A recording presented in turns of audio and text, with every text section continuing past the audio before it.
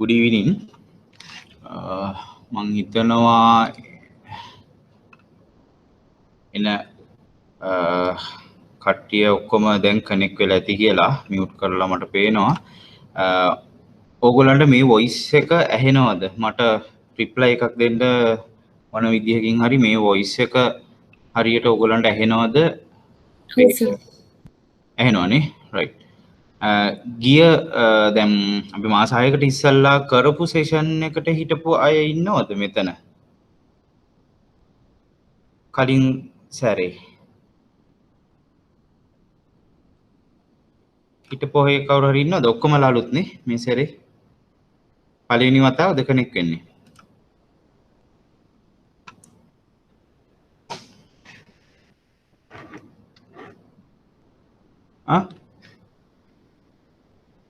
ඕගොල්ලන්ට මේ chat එකේ මට එවන්න පුළුවන් reply එකක්. ඕගොල්ලෝ voice on කරලා එවන්න පුළුවන්. ඕන විදිහකට මේක adult class එකක් නේ. එහෙම disturb වෙන්නේ නැහැ. එතකොට මේ අපේ subject එක මේ investment banking අපි මේ කරන්නේ. මම හිතනවා ඕගොල්ලන් මේ සැරේ තමයි ඉස්සලාම connect වුණේ කියලා.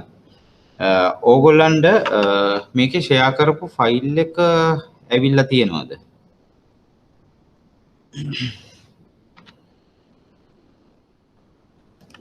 මෙන්න මේක.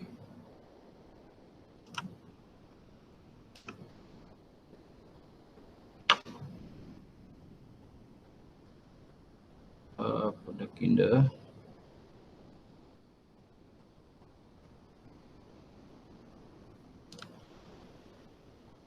මේක ඇවිල්ලා තියෙනවද මේ ෆයිල් එක? ඔයගොල්ලන්ට පේනවද මේ ෆයිල් එක? මට උත්තරයක් දෙන්න. ඔව් සර්. ඇවිල්ලා තියෙනවනේ. ඔකට හම්බෙලා. දැන් මේක ඔයගොල්ලන්ට පේනවද? ස්ක්‍රීන් එක ෂෙයා වෙනව නේද ඔයගොල්ලන්ට? ඔව් සර්. right. හරි. දැන් මං ගිය සැරේ අපි මේක ඩිස්කස් කරා. මං ගාව දැන් තව PowerPoint presentation එකක් එක්ක පොඩි වීඩියෝ ක්ලිප්ස් දෙක තුනක් තියෙනවා. අපි දවස් ඇතුළත අපි ඒක බලන්න try කරමු time එක manage කරගෙන. මේකේ මම එවලා තියෙන ටියුට් එක විතරයි. මම presentation එක වෙනම ඕගොල්ලන්ට ඒක view කරන්නම්. right. අපි පාඩම් පටන් ගමු. right. එතකොට ආයෝජන බැංකු හැඳින්වීම සහ ඒකේ විකාශය ඒකට අදාළව මේ තියෙන නීති ගැන පොඩි විස්තරයක් තමයි අපි මුලින්ම ඒක පටන් ගැනීමේදී තියෙන්නේ. මොකද්ද මේ ආයෝජන බැංකු කියන එක? ඒතර විශේෂයෙන් දැනගන්න ඕන දෙයක් තියෙනවා මේකේ. ඔයගොල්ලෝ ආයෝජන බැංකුව දැන් ඔයගොල්ලෝ දන්නවා විභාගයේ දැන් එන විභාගයේ එන ලෙවල් එකේට එනකොට ආයෝජන බැංකුව කියන්නේ මොකක්ද? ඒකේ කාර්යභාරය කියන එක වගේ දේවල් අහන්නේ නැහැ. හැබැයි ඔයගොල්ලන් සාමාන්‍යයෙන් දැනගන්න ඕනේ මොකද්ද මේකින් වෙන කාර්යභාරය කියන්නේ. මොකද්ද මේ බැංකුවේ තියෙන විශේෂ ලක්ෂණ. එතනදී ඔයගොල්ලන් දැනගන්න ඕන කාරණා තමයි ආයෝජන බැංකුවක් සාමාන්‍ය බැංකුවක් commercial bank එකකින් වාණිජ බැංකුවකින් වෙනස් වෙන්නේ කොහොමද කියන එක ඕගොල්ලන් දැනගෙන ඉන්න ඕනේ. ආයෝජන බැංකුවක් වණිජ බැංකුවකින් නැත්නම් වෙනත් මූල්‍ය ආයතනයකින් වෙනස් වෙන්නේ කොහොමද කියන එක තමයි ඕගොල්ලන් දැනගන්න ඕනේ. ආයෝජන බැංකුව කියන එකට අමතරව කොහොමත් ආයෝජන බැංකුව කියන්නේ මොකක්ද කියන එක ඕගොල්ලන්ට කොහොමත් වැටහීමක් එනවා. ආයෝජන බැංකුවල කාර්යභාරය ආයෝජන බැංකු සපයන සේවාවන් ගැන කතා කරනකොට ඕගොල්ලන් අතර දැනුමක් එනවා. විශේෂයෙන් ඕගොල්ලන් කමර්ෂල් බැංකින් ෆීල්ඩ් එකේ ඉන්න හන්දා කමර්ෂල් බැංකින් කයි ඉන්වෙස්ට්මන්ට් බැංකින් අතර වෙනස දල වශයෙන් වෙනස් වෙන්නේ කොයි ආකාරයෙන්ද කියන එක. දැන් මම හිතනවා මේක ඕගොල්ලන් මේ ටියුට් එක ඩවුන්ලෝඩ් කරගන්න ඇති කියලා. ඩවුන්ලෝඩ් කරගන්න බැරි කෙනෙක් ඉන්නවද? ඒ කියන්නේ බැරි මේ ප්‍රශ්නයක් තිබ්බ කවුරුවත් නෑ මං හිතන්නේ. ඔයගොල්ලන් ගාව අතේ ටියුට් එක තියෙනවද නැත්නම් ඔන්ලයින් view කරත් ප්‍රශ්නයක් නැහැ. මේ මම කිව්වේ අතේ තියෙනවා නම් ඔයගොල්ලන්ට ඒකෙම ෆිල් කරගන්න පුළුවන්. මම මේ දැන් කියාගෙන යනකොට වෙන විස්තර නැත්නම් වෙන නෝට්බුක් එකක right වෙන නෝට්බුක් එක මේව කරන්න. දැන් ඇත්තට මේක ඇඩල්ට් ක්ලාස් එකක්. ඕගොල්ලන්ට ඕනෑම වෙලාවක chat කරලා ඉන්ටරැක්ට් වෙන්න පුළුවන්. මේ පොඩි ළමයි නෙමෙයි. ඒකින්ද තියෙන ප්‍රශ්නයක් අහලා මේව කරන්න. මේක අනිත් එක ෆ්‍රී සෙෂන්ස් ඕගොල්ලන්ට. ඒකින්ද ගොඩක්ම ගන්න පුළුවන් තරම උපරිමයෙන්ම මේකෙන් ගන්න. ඒකින්ද එහෙම ප්‍රශ්නයක් නැහැ. ඉන්ටරැක්ෂන් එක තියාගෙන යන එක ගොඩක් ඉම්පෝටන්ට්. මොකද මේ ටිකක් ඇඩ්වාන්ස් සබ්ජෙක්ට්ස් මේ කරන ඒවා. right එතකොට මෙහි මූලිකව සහ මෙහි අන්තර්ගතය කියන එකට ලියා ගන්න. ඇත්තට මේකේ ඩිෆිනිෂන් එක එනකොට එන්නේ සාමාන්‍යයෙන් බැංකුකරණ වාණිජ්‍ය බැංකුකරණයේදී වෙන කාර්යභාරය වගේමයි. ඒකේ පොඩ්ඩක් ඔයගොල්ලන් ලියා ගන්න. ආයෝජන මුදල් එක් රැස් කිරීම, ආයෝජන අරමුදල් එක් රැස් කිරීම, නිපදවීම, බෙදා හැරීම,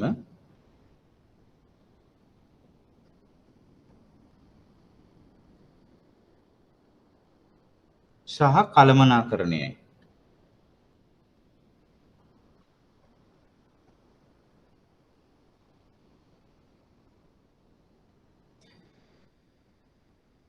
right එතකොට ඕගොල්ලන්ට ඒකෙම පේන්න ඕනේ මේ ආයෝජන බැංකුකරණයේදීත් කරන්නේ අර කාර්යභාරයම නේද කියන ප්‍රශ්නේ එනවා.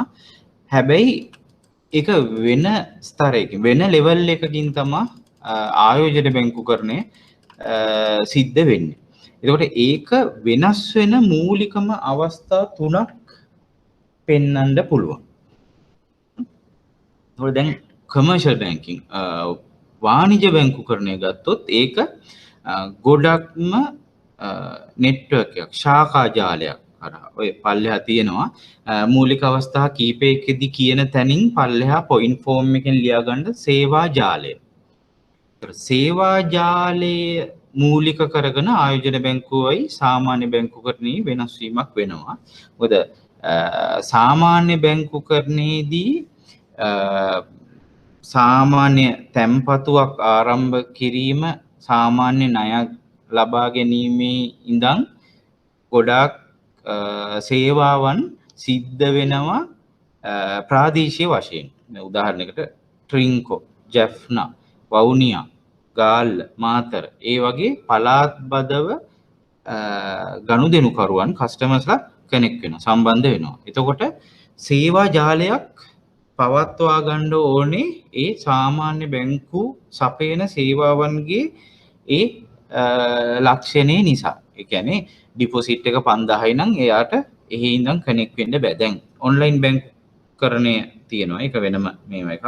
නමුත් සාමාන්‍ය බැංකුකරණයේදී ෆිසිකල් බැංකින් ෆිසිකල් මේව එකක් අපියරන්ස් එකක් ඕනේ රට මේ අදාළ රට පුරාවට. නමුත් ආයෝජන බැංකුකරණය දැන් මම මේ අවස්ථාවේදී ගොඩාක් විස්තර කරන්න යන්නේ නැහැ. මොකද ආයෝජන බැංකුකරණයේදී ඒ වගේ දෙයක් අවශ්‍ය වෙන්නේ නැහැ. මොකද ඒ සපයන සේවාවන් ඕගොල්ලන්ට විස්තර කරනකොට ඕගොල්ලන්ට තේරෙයි ආයෝජන බැංකුකරණයට ඇත්ත වශයෙන්ම බැංක් මේ බ්‍රාන්චස් ඒ කියන්නේ ශාඛා ජාලයක් අවශ්‍ය වෙන්නේ නැහැ කියලා. මොකද ඒක සපයන සේවාව අති විශේෂ සේවාවක්. හරි කස්ටමයිස් ටේලර්-මේඩ් සර්විස් එකක්. ඒ කියන්නේ ඒකේ ගනුදෙනුකරුවන් වෙන්නේ මහා පරිමාණ ව්‍යාපාර නැත්නම් මහා පරිමාණ වත්කම් හිමි තනි පුද්ගලයෝ ඒ වගේ පුද්ගල කණ්ඩායම් ව්‍යාපාර ඒ වගේ අය තමා ආයෝජන බැංකුවක ගනුදෙනුකරුවන් වෙන්නේ. දැන් උදාහරණයක් විතරක් කියන්නම් ඒව මම පස්සේ ගොඩක් විස්තර කරනවා. securitization එක ප්ලේස් කරනකොට initial public offering ඕගොල්ලන් අහලා ඇති. ඔය papers වල යනවා ගොඩක් මේ ඒ ගැන ගොඩක් විස්තර. ඒ කියන්නේ ප්‍රසිද්ධ නිකුතුවක් කියලා මේ කියන සමාගමේ මෙන්න මේ කොටස් මෙන්න මෙච්චර ප්‍රමාණයක මේ ප්‍රසිද්ධ වෙන්දේසියක් නැත්තම් මූලික නිකුතුවක් සිද්ධ වෙනවා කියලා පේපර් ඇඩ්ස් වල යනවා ඔන්ලයින් දානවා. එහෙම විස්තරයක්. දැන් මේ ළඟකදී නම් එහෙම මේකක් අපේ ඉෂුව එකක් වුණේ නෑ ඇත්තටම ස්ටොක් එක්ස්චේන්ජ් එකෙන්. නමුත් අන්න ඒ වගේ දෙයක් මැනේජ් කරන්න. ඒ වගේ දෙයකට උපදේශනයේ පැත්තෙන් ගොඩක්ම සේවා සපයන්නේ ආයෝජන බැංකු කියන ඒ බැංකු විශේෂය. ඒක එකක්. අනිත් එක තමයි mergers and acquisition අත්පත් කර ගැනීම. නැත්තම් ඒකාබද්ධ වීම. ඒක අපේ ලොකු පාඩමක්. ඇත්තට අපේ ලොකු පාඩම් කීපයක්ම තියෙනවා. මම පොඩ්ඩක් තව ටිකක් ගියාම මම කියන්නම් මොන ඒවද මූලිකම ඒවා කියලා. ඒතකොට ඒ වගේ merger එකක් නැත්තම් acquisition එකක් කියන්නේ ව්‍යාපාරයක් අත්පත් කර ගැනීම. නැත්තම් ව්‍යාපාර දෙකක් හෝ කිහිපයක් එකතු වීම කියන එක අතිවිශාල සිදුවීමක්. රටක ආර්ථිකයක ගත්තත් ඒ සමාගමට ගත්තත් ඒක විශාල තනි සිද්ධියක්. එතකොට ඒකට උපදෙස් දීම, ඒක මූල්‍යණය කිරීමේ පහසුකම් සැලසීම අන්න ඒ වගේව තමයි ආයෝජන බැංකු සිද්ධ කරන්නේ. සිකියුරිටයිසේෂන් උත් මම කියන්නම් පස්සේ ඩිරයිවටිව්ස් ප්ලේස් කරන එක. ඒ වගේ දේවල් ගොඩක් නැහැ. දැන් සාමාන්‍ය බැංකු කරණයේදී කස්ටමර් බේස් එක වගේ එහෙම රේන්ජ් එකක් නැහැ. එහෙම ගොඩු ව්‍යාප්තියක් නැහැ. ආයෝජන බැංකු කරණයේ ඉන්නේ මූලිකවම key accounts. ඒ කියන්නේ අර අති විශාල ගනුදෙනුකරුවන් ස්වල්ප කිහිප දෙනයි ඉන්නේ. ඒතකොට අන්න ඒ ලක්ෂණය උඩ ශාඛා ජාලයක් පවත්වා ගැනීම ඒක තියෙන්නේ ඒක පවත්වාගෙන යන්නේ නැහැ. right? එතකොට ඒක සේවා ජාලය යටතේ සේවා ජාලයක් ආයෝජන බැංකුව පවත්වාගෙන යන්නේ නැහැ. ඒක සාමාන්‍ය බැංකු කරන්නේ ඒ සපයන සේවාවන්ගේ ස්වභාවය අනුව ඒගොල්ලන් සේවා ජාලයක් පුළුවන් තරම් ඒ රීච් එක තියෙන්න ඕන. රීච් එක කියන එක. ඒ කියන්නේ ඒ ගනුදෙනු කරුවන් ළඟට බැංකුව යන්න ඕනේ සාමාන්‍ය බැංකු කරණය වගේ අවස්ථාවකදී. ඒකට සේවා ජාලය එතනදී වෙනස් වෙනවා ඒ දෙකේ. අනිත් එක තමයි ගනුදෙනු ප්‍රමාණය සහ පරිමාව. ඒ දෙක ගත්තහම සමහර වෙලාවට කම්පෙයාර් කරන්න බෑ. මොකද සාමාන්‍ය බැංකු කරණයත් අර ඉහළ පැලැන්තිය නැත්තම් සමාගම් වගේ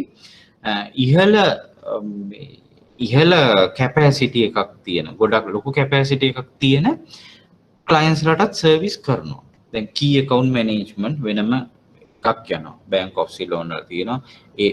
ඒ branches වෙනමම හදලා තියෙනවා ඒ key accounts සර්විස් කරන්න. ඒ කියන්නේ සැලකිය යුතු ගනුදෙනු සිද්ධ වෙන ගිණුම් වල accounts වල transaction කරන්න වෙනම line එකක් මේව කරලා තියෙනවා.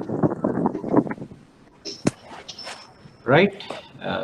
එතකොට ඒකින්ද මේ මොකද වෙන්නේ? මේ ප්‍රමාණයයි පරිමාවයි කියන එකේ අදහස දැන් මම අර කලින් කිව්ව එක්සැම්පල් එක ගත්තොත්, උදාහරණයක් ගත්තොත් mergers and acquisition සාමාන්‍ය ලංකාව වගේ ගත්තොත් merger එකක් හෝ acquisition ඒ ඔක්කොම ගත්තොත් අවුරුද්දකට උපරිම අපි නිකන් උදාහරණයකට ගමු දෙකක් හෝ තුනක් සිද්ධ වෙන්නේ. එතකොට ගනුදෙනු කරුවන් එක්කෙනෙක් දෙන්නෙක් වගේ තමයි සම්බන්ධ වෙන්නේ ඒකට. එතකොට ඒ ගනුදෙනුවේ පරිමාව ඒ එකක වොලියුම් එකක size of the transaction. ඒ කියන්නේ ඒ ගනුදෙනුවක ප්‍රමාණය ඉතා විශාලයි. merger එකකදී සම්පූර්ණයෙන් ඒ transaction එක කරනකොට ඒකෙන් 100%ක් 3ක් අතර ප්‍රමාණයක් percentage එකක් ආයෝජන බැංකුව ඒගොල්ලන්ගේ ගාස්තු වශයෙන් ගන්නවා. ඒ කියන්නේ ලොකු ප්‍රමාණයක්. ඒ සාමාන්‍යයෙන් වැලියු එක මිලියන 500යි නම් මිලියන 500න් 100%ක වගේ ප්‍රමාණයක් ගන්නවා. එතකොට ඒකේ පරිමාව ගත්තොත් අති විශාලයි. හැබැයි number of transaction ඒ කියන්නේ ගනුදෙනු කරුවන් ප්‍රමාණය ගත්තොත් ප්‍රාමාණික වශයෙන් සාමාන්‍ය බැංකු කරණයට වඩා ගොඩාක්ම අඩුයි.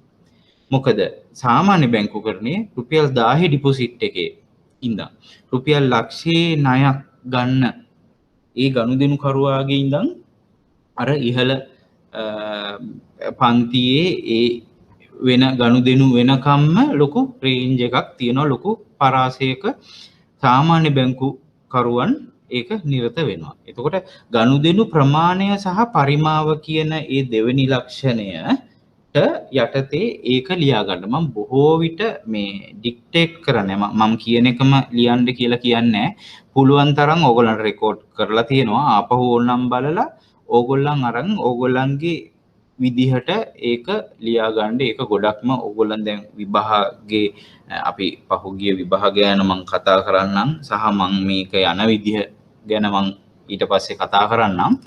ඒ වගේ යනකොට ඕගොල්ලන් ස්ටෙප් බයි ස්ටෙප් ඒ ටික ඕගොල්ලන් අවශ්‍ය පරිදි ඒක ලියා ගන්න. ප්‍රශ්න තියෙනවා නම් අහන්න මැද හරියද? දැන් මේ හරියද? ලොකු ප්‍රශ්නයක් එන්නේ නැත්තර මම මේක මේ විභාගේ හරියනේ මේ තව ටිකක් මැදට යනකොට ඕගොල්ලන්ට ප්‍රශ්න අහන්න ඒක මේ ඕන වෙලාවක ඕගොල්ලන්ට ඉඩ තියෙනවා. රයිට්. එතකොට ගනුදෙනු පරිමාව සහ ප්‍රමාණය. රයිට්. එතකොට සාමාන්‍ය ප්‍රමාණය ගනුදෙනු කරුවන් ගණනාවක්ම බැංකු තුලින් සේවය ගන්නවා. නම් ආයෝජන බැංකු වල ගනුදෙනු කරුවන් කස්ටමර්ස්ලා කියන්නේ මෙන්න මේ වගේ රක්ෂණ සමාගම්, බැංකු, අනිකුත් මූල්‍ය ආයතන, ලැයිස්තුගත සමාගම්, අරමුදල් ඒ වගේ අය තමයි ඒගොල්ලන්ගේ ආයෝජකයන් නැත්නම් ගනුදෙනුකරුවන් කියලා වෙන්නේ. එතකොට ඒගොල්ලන්ට සපයන සේවාව හරිම කස්ටමයිස්. ඒ කියන්නේ ඒගොල්ලන්ටම විශේෂ වෙච්ච සේවාවන්. ඒගොල්ලන්ට සොලියුෂන්ස්, ඒගොල්ලන්ට විසඳුම් දෙන්නේ ඒගොල්ලන්ටම වෙනම ඒගොල්ලන්ට වෙනස් ආකාරයෙන් තමයි ඒගොල්ලන්ට ඒ උපදේශය දෙන්නේ. ඒතකොට ඒගොල්ලන්ට දෙන ප්‍රොඩක්ට් එක, ඒගොල්ලන්ට දෙන විසඳුම දෙන්නේ නැහැ අනිත් කෙනෙකුට. ඒගොල්ලන්ට ඒ සිනාරියෝ එක අනුව ඒක වෙනස් වෙනවා. ඕක අපි පස්සේ පාඩම් වලට පස්සේ යනකොට මේ ඕගොල්ලන්ට තේරෙයි මේකේ වෙනස්කම කොහොමත්ම මේ සෙෂන්ස් ඔක්කොම ඉවරුණා. අනික් කාරණේ තමයි ආයෝජන බැංකුකරණය සිලබස් එක ඔයගොල්ලන් හොඳට රීඩ් කරපු අය ඉන්නවද? රීඩ් කරපු අය මම දන්නවා රීඩ් කරපු අයට කියනවට වඩා රීඩ් නොකරපු අය කී දෙනෙක් ඉන්නවද? රීඩ් නොකරපු අය ඉන්නවද? ඔයගොල්ලන්ගේ ආයෝජන බැංකුකරණය කියන එක ඔප්ෂනල් සබ්ජෙක්ට් එකක්. එතකොට ඒක තෝරද්දි නොකියුව කෙනෙක් ඉන්නවද?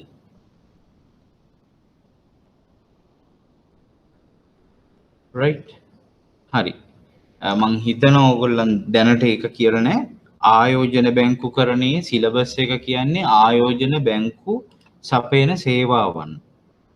සේවාවන් තමයි අපේ සිලබස් එකේ සම්පූර්ණයෙන්ම තියෙන්නේ. එකක් තමයි ඉෂුව මැනේජ්මන්ට්. ඒ කියන්නේ නිකුතු කළමනාකරණය. ඒ කියන්නේ අපිට කොටස් නිකුතුවක් හරි ණය කර බැඳුම් කර නිකුතුවක් කොහොමද කළමනාකරණය කරන්නේ ආයෝජන බැංකු සේවාවක් වශයෙන්. ඒක එක චැප්ටර් එකක්. අනිත් චැප්ටර් එක ප්‍රාරක්ෂණය, අන්ඩර්රයිටිං. කොහොමද නිකුතුවක් සිද්ධ වෙනකොට ඒක ප්‍රාරක්ෂණය කරන්නේ, අන්ඩර්රයිට් කරන්නේ. මම ඒ පාඩමට එනකොට කියන්න. Securitization, derivatives කියන structured securities පාඩම, mergers and acquisition. අන්න ඒ කොටස් ටිකම තමා මේකේ සිලබස් එක හැටියට යන්නේ. ආයෝජන බැංකුවල අපිට තියෙන සිලබස් එක. දැන් අපි මෙතන අයිටම්ස් දෙකක් කතා කරා. සේවා ජාල එකක්, අනිත් එක ප්‍රමාණය සහ පරිමාව. දැන් ඒක ආයෝජන බැංකුවයි කමර්ෂල් බැංකින් වාණිජ්‍ය බැංකුකරණයටයි ඇප්ලයි කරන හැටි ඕගොල්ලන් ඒක ඕගොල්ලන්ට හදලා ඕගොල්ලන්ට නෝට් ඩවුන් කරගන්න පුළුවන්. ඊළඟ කාරණේ තමයි විශේෂිත සේවා කියන එක.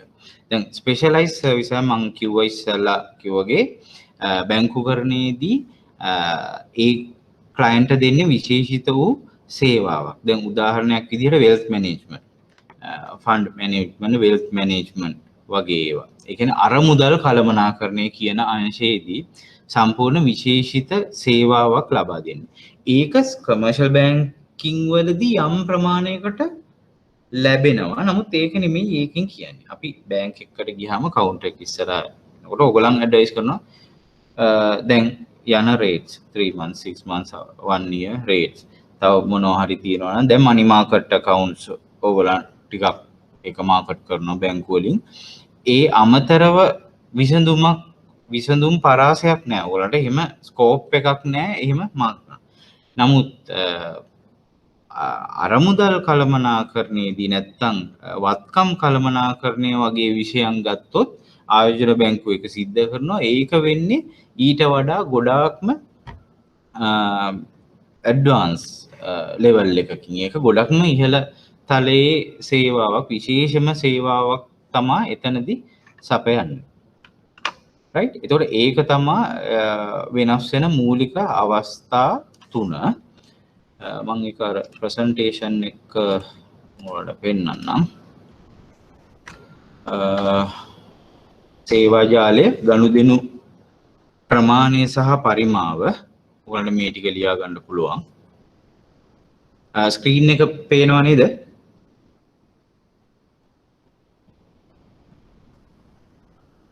පේනවද?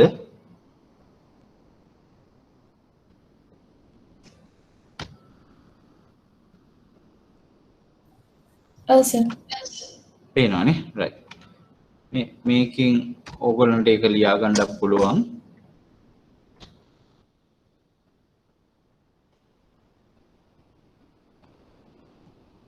රයිට්. සේවා ජාලය ගනුදෙනු ප්‍රමාණය සහ පරිමාව විශේෂිත සේවා. දැන් මේවා තවත් ඕගොල්ලන්ට කන්ෆර්ම් වෙනවා, තහවුරු වෙනවා ඊට පස්සේ මේවට යද්දි. කොහොමද ආයෝජන බැංකුකරණය සහ වාණිජ්‍ය බැංකුකරණය වෙනස් වෙන්නේ?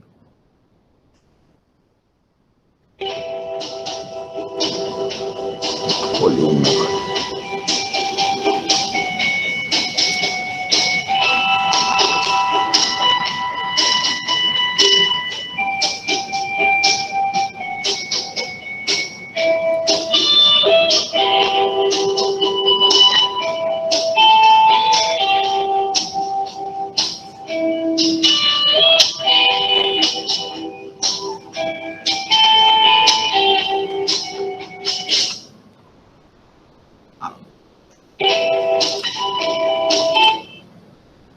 මෙතනදී ඔයගොල්ලන් බලන්න ඕනේ රිස්ක් එක.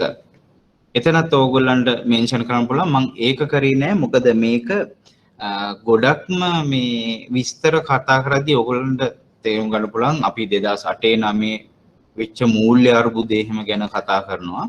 ඒකෙදි තේරුම් ගන්න පුළුවන් ආයෝජන බැංකු ඔය මම කිව්ව සේවාවන් ටිකට කොච්චර රිස්ක් එකක් ගන්නවද කියලා. ඒගොල්ලන් ගන්න රිස්ක් එක වැඩි. මම ඒක පස්සේ අපි ප්‍රොඩක්ට්ස් කතා කරනකොට මම කියන්නම් කොහොමද ඒක වෙන්නේ කියලා. ඒකත් එක ලක්ෂණයක්. level of risk in investment bank is high. ඒගොල්ලන් ගන්න රිස්ක් එක වැඩි එතන. මෙතනදී කියන්නේ services provided commission by act as a intermediate. අතරමැදි කරුවෙකු වශයෙන් පෙනී ඉඳලා තමා මෙයා ඒ අදාළ ගාස්තු ලබා ගන්න. ඉනිෂියල් පබ්ලික් ඔෆරින් එකක් ගත්තොත් ඒගොල්ලන් ප්‍රාග්ධනය සපයන්නේ. නමුත් ඒ සමාගම නිකුත් කරන කොටස් මිලදී ගන්න ආයෝජකයින්ට ආරාධනා කරනවා. ඒගොල්ලන් එකට සම්බන්ධ වෙනවා විතරයි. ඒගොල්ලන් අර මුදල් යොදවන්නේ නැහැ. ඒකට අන්න ඒක තමයි ඒ ට්‍රාන්සැක්ෂන් එක තුනේ ගනුදෙනුව තුලින් ඒගොල්ලන් කමිෂන් එකක් ගන්නවා. අතරමැදියෙක් විදිහට ක්‍රියාත්මක වෙනවා. හැබැයි ඒක ප්‍රමාණාත්මකව ලොකු ගනුදෙනුවක් එතනදී.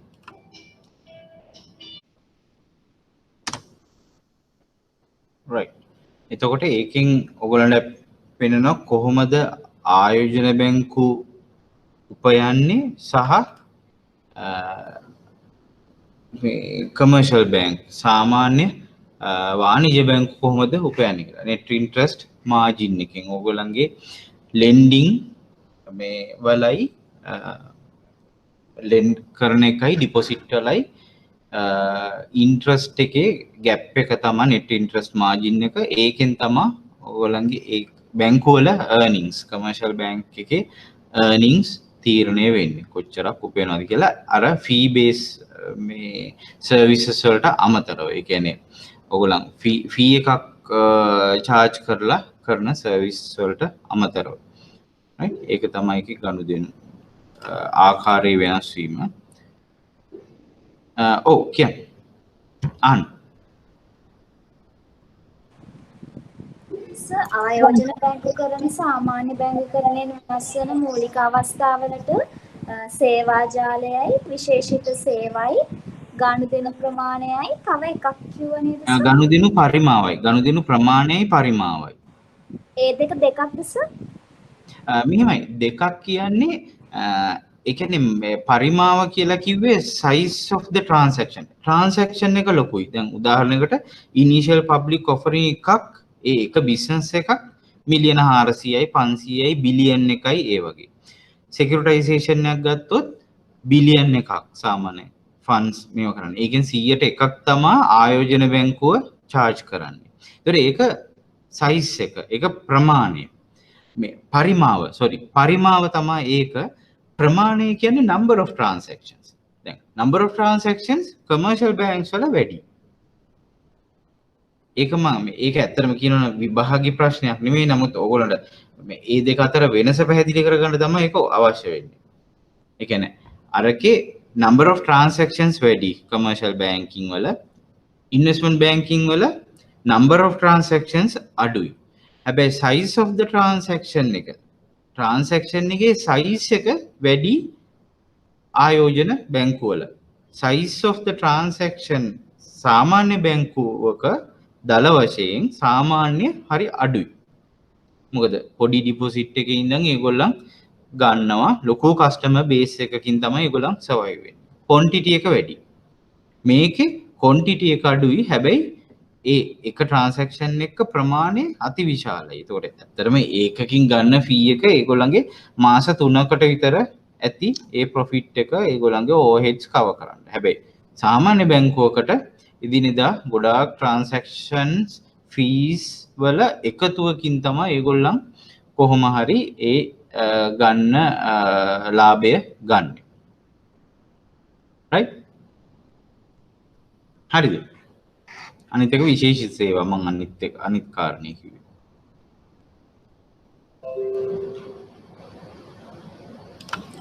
හරිද? ඇහුණානේ? හරි සර්. සර් අපිට ඉස්සර ප්‍රසන්ටේෂන් එකක් පෙන්වුනේ නැහැ මොකොත්. මේකේ මෙහෙමයි. මේ ප්‍රසන්ටේෂන් එකේ ඇත්තටම මම ටක් ගාලා නිකන් පෙන්නන්නම් ඔක්කොම ස්ලයිඩ්ස් ටික. මොකුත් නැහැ ඇත්තටම කියනවා. දැන් ඊළඟ එක මම එවන්නම්. මොකද මේකට මම වීඩියෝස් ටිකක් දාලා තියෙනවා. ඒක තමයි ටිකක් මෙතන ඉම්පෝටන්ට්. දැන් මේ තියෙන මේ ජාත්‍යන්තර නීති ආයෝජන බැංකුකරණයේ තියෙන ඒ නීති අනබනත් ඒ ටික ඕගොල්ලන්ගේ ටියුට් එකේ තියෙනවා. ඒ අඩුපාඩු ටික කොහොමත් මම දැන් කතා කරනකොට ඕගොල්ලන්ට ලියා ගන්න පුළුවන්. පොඩි ඔය මේ අඩුපාඩු තියෙනවා නම් ටියුට් එකේ ඒ ඇරෙන්න මේකේ තියෙන්නේ මම නිකන් විෂුවලි පෙන්නලා විතරයි. මේකේ ඉම්පෝටන්ට් දේ මම මේ වීඩියෝ ක්ලිප්ස් ටිකක් මම මේව කරලා තියෙනවා. මම මේ සැරේට මම ගිය සැරේ මේ ටික පෙන්නුවේ නෑ වීඩියෝ ක්ලිප්ස් වලින්. ඒතකොට ඕගොල්ලන්ට තව ටිකක් ඉන්ටරැක්ෂන් එකක් එනවා. වෙනස් විදිහකට මම කියනවට වඩා ඔයගොල්ලන්ට මේ වීඩියෝ එකක් මොකද ඔයගොල්ලන් ආයි ඔක තියෙන ඔය සෝසස් ගන්න තැන් බට් ඔයගොල්ලන් ඒක බැලෙන්නේ නැහැ. මට එතකොට ඒ අදාළ වීඩියෝ එක ඔයගොල්ලන්ට පෙන්වන්න පුළුවන්. එතකොට මම මේ කියන එකම ඔයගොල්ලන්ට වෙනස් විදිහකට මේ වීඩියෝ එකේ බලන්න පුළුවන් මේ අපි කියන එකම. මේ ප්‍රසන්ටේෂන් එක ගැන worry වෙන්න එපා. එන සතියේ බැරි වෙලාවත් මම in detail මොනවා හරි තව ඔයිට වඩා විස්තර ඇතුව ප්‍රසන්ටේෂන් එකක් තිබ්බොත් මම ඒක මේකට කලින් අප්ලෝඩ් කරන්නම්. මේකේ තියෙන්නේ එහෙම වැදගත් දෙයක් නෙමෙයි අරකෙම ෂෝට් නෝට් එක තමයි තියෙන්නේ. අපේ ටියුට් එකේම. සර් මේ මම කලින් සගේ ක්ලාස් එකට ආපු අපේ ගිය පාර සෙෂන් වලට සහභාගී වෙච්ච කෙනෙක් තමයි මම. එතකොට මේ ඒ නෝට්ස් ටික මම එහෙම කන්ටිනියු කරාට කමක් නැද්ද? සමහර තැන් අර පොඩ්ඩක් එහෙම වෙනස් වෙලා තියෙනවා. මෙහෙමයි. තියරි පාර්ට් එක ආයක හොඳයි. එහෙම කෙනෙක් හිටපු එක දැන් මෙහෙමයි. දැන් ඕක කම්පෙයාර් කරද්දී ඔතන කරුණු කීපයක් තියෙනවා. එකක් තමයි නෝට් එක. මේක මේ තියරි එක වෙනස් වෙලා නෑ ඇත්තටම. ආයෝජන බැංකුකරණය කියන එක මේ ලෝකෙ ගිය විදිහ එහෙම්මම ඒ තියරි එක සිලබස් චේන්ජ් වෙලා නැහැ. එකම කාරණේ ඕකට මන් දාන සහ කතා කරන මං ප්‍රශ්න ඒව මේවා ටිකක් වෙනස් වෙන්න පුළුවන්. මොකද මං මේ ගමම මං කියන්නම් මේකේ යන ෂෙඩියුල් එක දැන් අද ටිකක් ඉන්න හන්ද ක්‍රවුඩ් එකක්. මේකේ යන්නේ මං ඒක මම ඔයාලට උත්තරේ මෙතනින් කියවෙයි. මේකේ යන්නේ දැන් මගේ ප්‍රශ්නත් තියෙනවා. දැන් මං හදපු ප්‍රශ්න. හරි. විභාග ප්‍රශ්නත් කතා කරගෙන යන්නේ දැන් අපි සෙෂන් මේක ටොපික්ස් වලින් ගත්තාම ටොපික්ස් 5කට 6කට කැඩුවොත් ඒ ටොපික් එකක් ඉවර වෙන තැනදී මම මගේ ප්‍රශ්නයි විභාග ප්‍රශ්නයි කලවමේ ඩිස්කස් කර වගේ එහෙම තමයි යන්නේ. ඒ කියන්නේ දැන් ඉස්සලාම තියෙන්නේ නිකුතු කළමනාකරණය කියන එක අපේ ෆයිනෑන්ෂල් මාකට්ස් කියන එක ඒ ටික ඉවරනහම ඒකට අදාළ වෙන මං ටාගට් කරපු මගේ ප්‍රශ්න ටිකයි විභාග ප්‍රශ්නයි යනවා. විභාග ප්‍රශ්නය නම් කලින් ඔයා දැන් හිටපු සෙෂන් එකට මෙහා අපිට විභාගයක් හම්බ වුණේ නැහැ. නමුත් ඒ වගේ පොඩි පොඩි වෙනස්කම් වෙන්න පුළුවන්. හැබැයි මගේ ප්‍රශ්නවල වෙනස්කමක් වෙනවා. ඒක අනිවාර්යයෙන්ම මගේ මේ වගේ. මොකද මගේ ප්‍රශ්න ටිකක් අමාරුයි විභාග ප්‍රශ්නෙට වඩා. මොකද විභාග ප්‍රශ්න දෙක තුනක් කම්බයින් කරලා තමයි මගේ ප්‍රශ්නේ දෙන්නේ. මගේ ප්‍රශ්නේ ඔයගොල්ලන්ට ඔතන ඉඳන් ලියන්න වෙන්නේ නැහැ. අපි ඩිස්කස් කරනවා. බට් ඒක අමාරු කරන්නේ ඔයගොල්ලන්ට විභාග ඊට පස්සේ යනකොට ඊට වඩා ටිකක් සරල එකක්. එතකොට ආපුවාම ඕගොල්ලන්ට මේ ලොකු එෆර්ට් එකක් නැතුව ඒක උත්තර ලියන්න පුළුවන්. ඒකින්ද සහ අනිත් කාරණේ දැන් ඔය ආපු ප්‍රශ්නෙට දැන් ඔය ගිය මාස 6 එක මගේ වීඩියෝ එක බැලුවොත් මිසක් කරුණු මතක තියනවාද කියලාත් බලන්න. ඒකත් අමතක වෙනවානේ. මොකද අනිත් වැඩත් එක්ක ඒකත් අමතක වෙනවා. සහ මේ සෙෂන් එක ඔයගොල්ලන්ට ලොග් වෙන්න පුළුවන් ෆ්‍රී.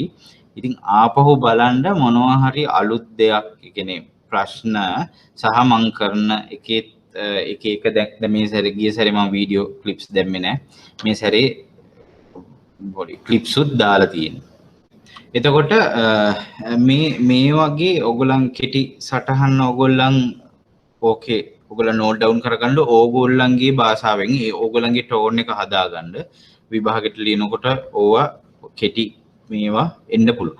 සහ මං අර ගිය සැරේ සෙෂන් එකයි මේකයි වෙනස්කම් කියනකොට දැන් සර්ව සම්පූර්ණයෙන්ම මුළු ගිය අවුරුදු 5ක 6කම පාස් පේපර්ස් කෙරෙන්න වෙලාවත් එක්ක ප්‍රශ්නයක් තියෙනවා.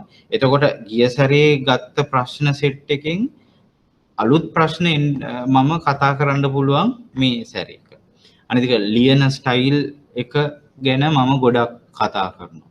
සහ මං අර ටිකක් මේකෙදි කෙරෙන ප්‍රමාණය ටිකක් මේ වැඩි එකකට එකක් මේ ඔන්ලයින් හින්දා දැන් වැඩිපුරම මං අර මේ විභාගෙ ලියන්න ඕනේ ඔරියන්ටේෂන් එක කතා කරනවා. මොකද ඉන්ටරැක්ෂන් එක ගොඩක් අඩු හින්දා මේකෙදි ඒ වුණා දැන් ගිය සැරේ නම් කතා කරේ කෙනයි දෙන්නයි මේ සැරේ ටිකක් ඊට වඩා වැඩිපුර ඉන්ටරැක්ට් වෙයි කියලා දෙනවා.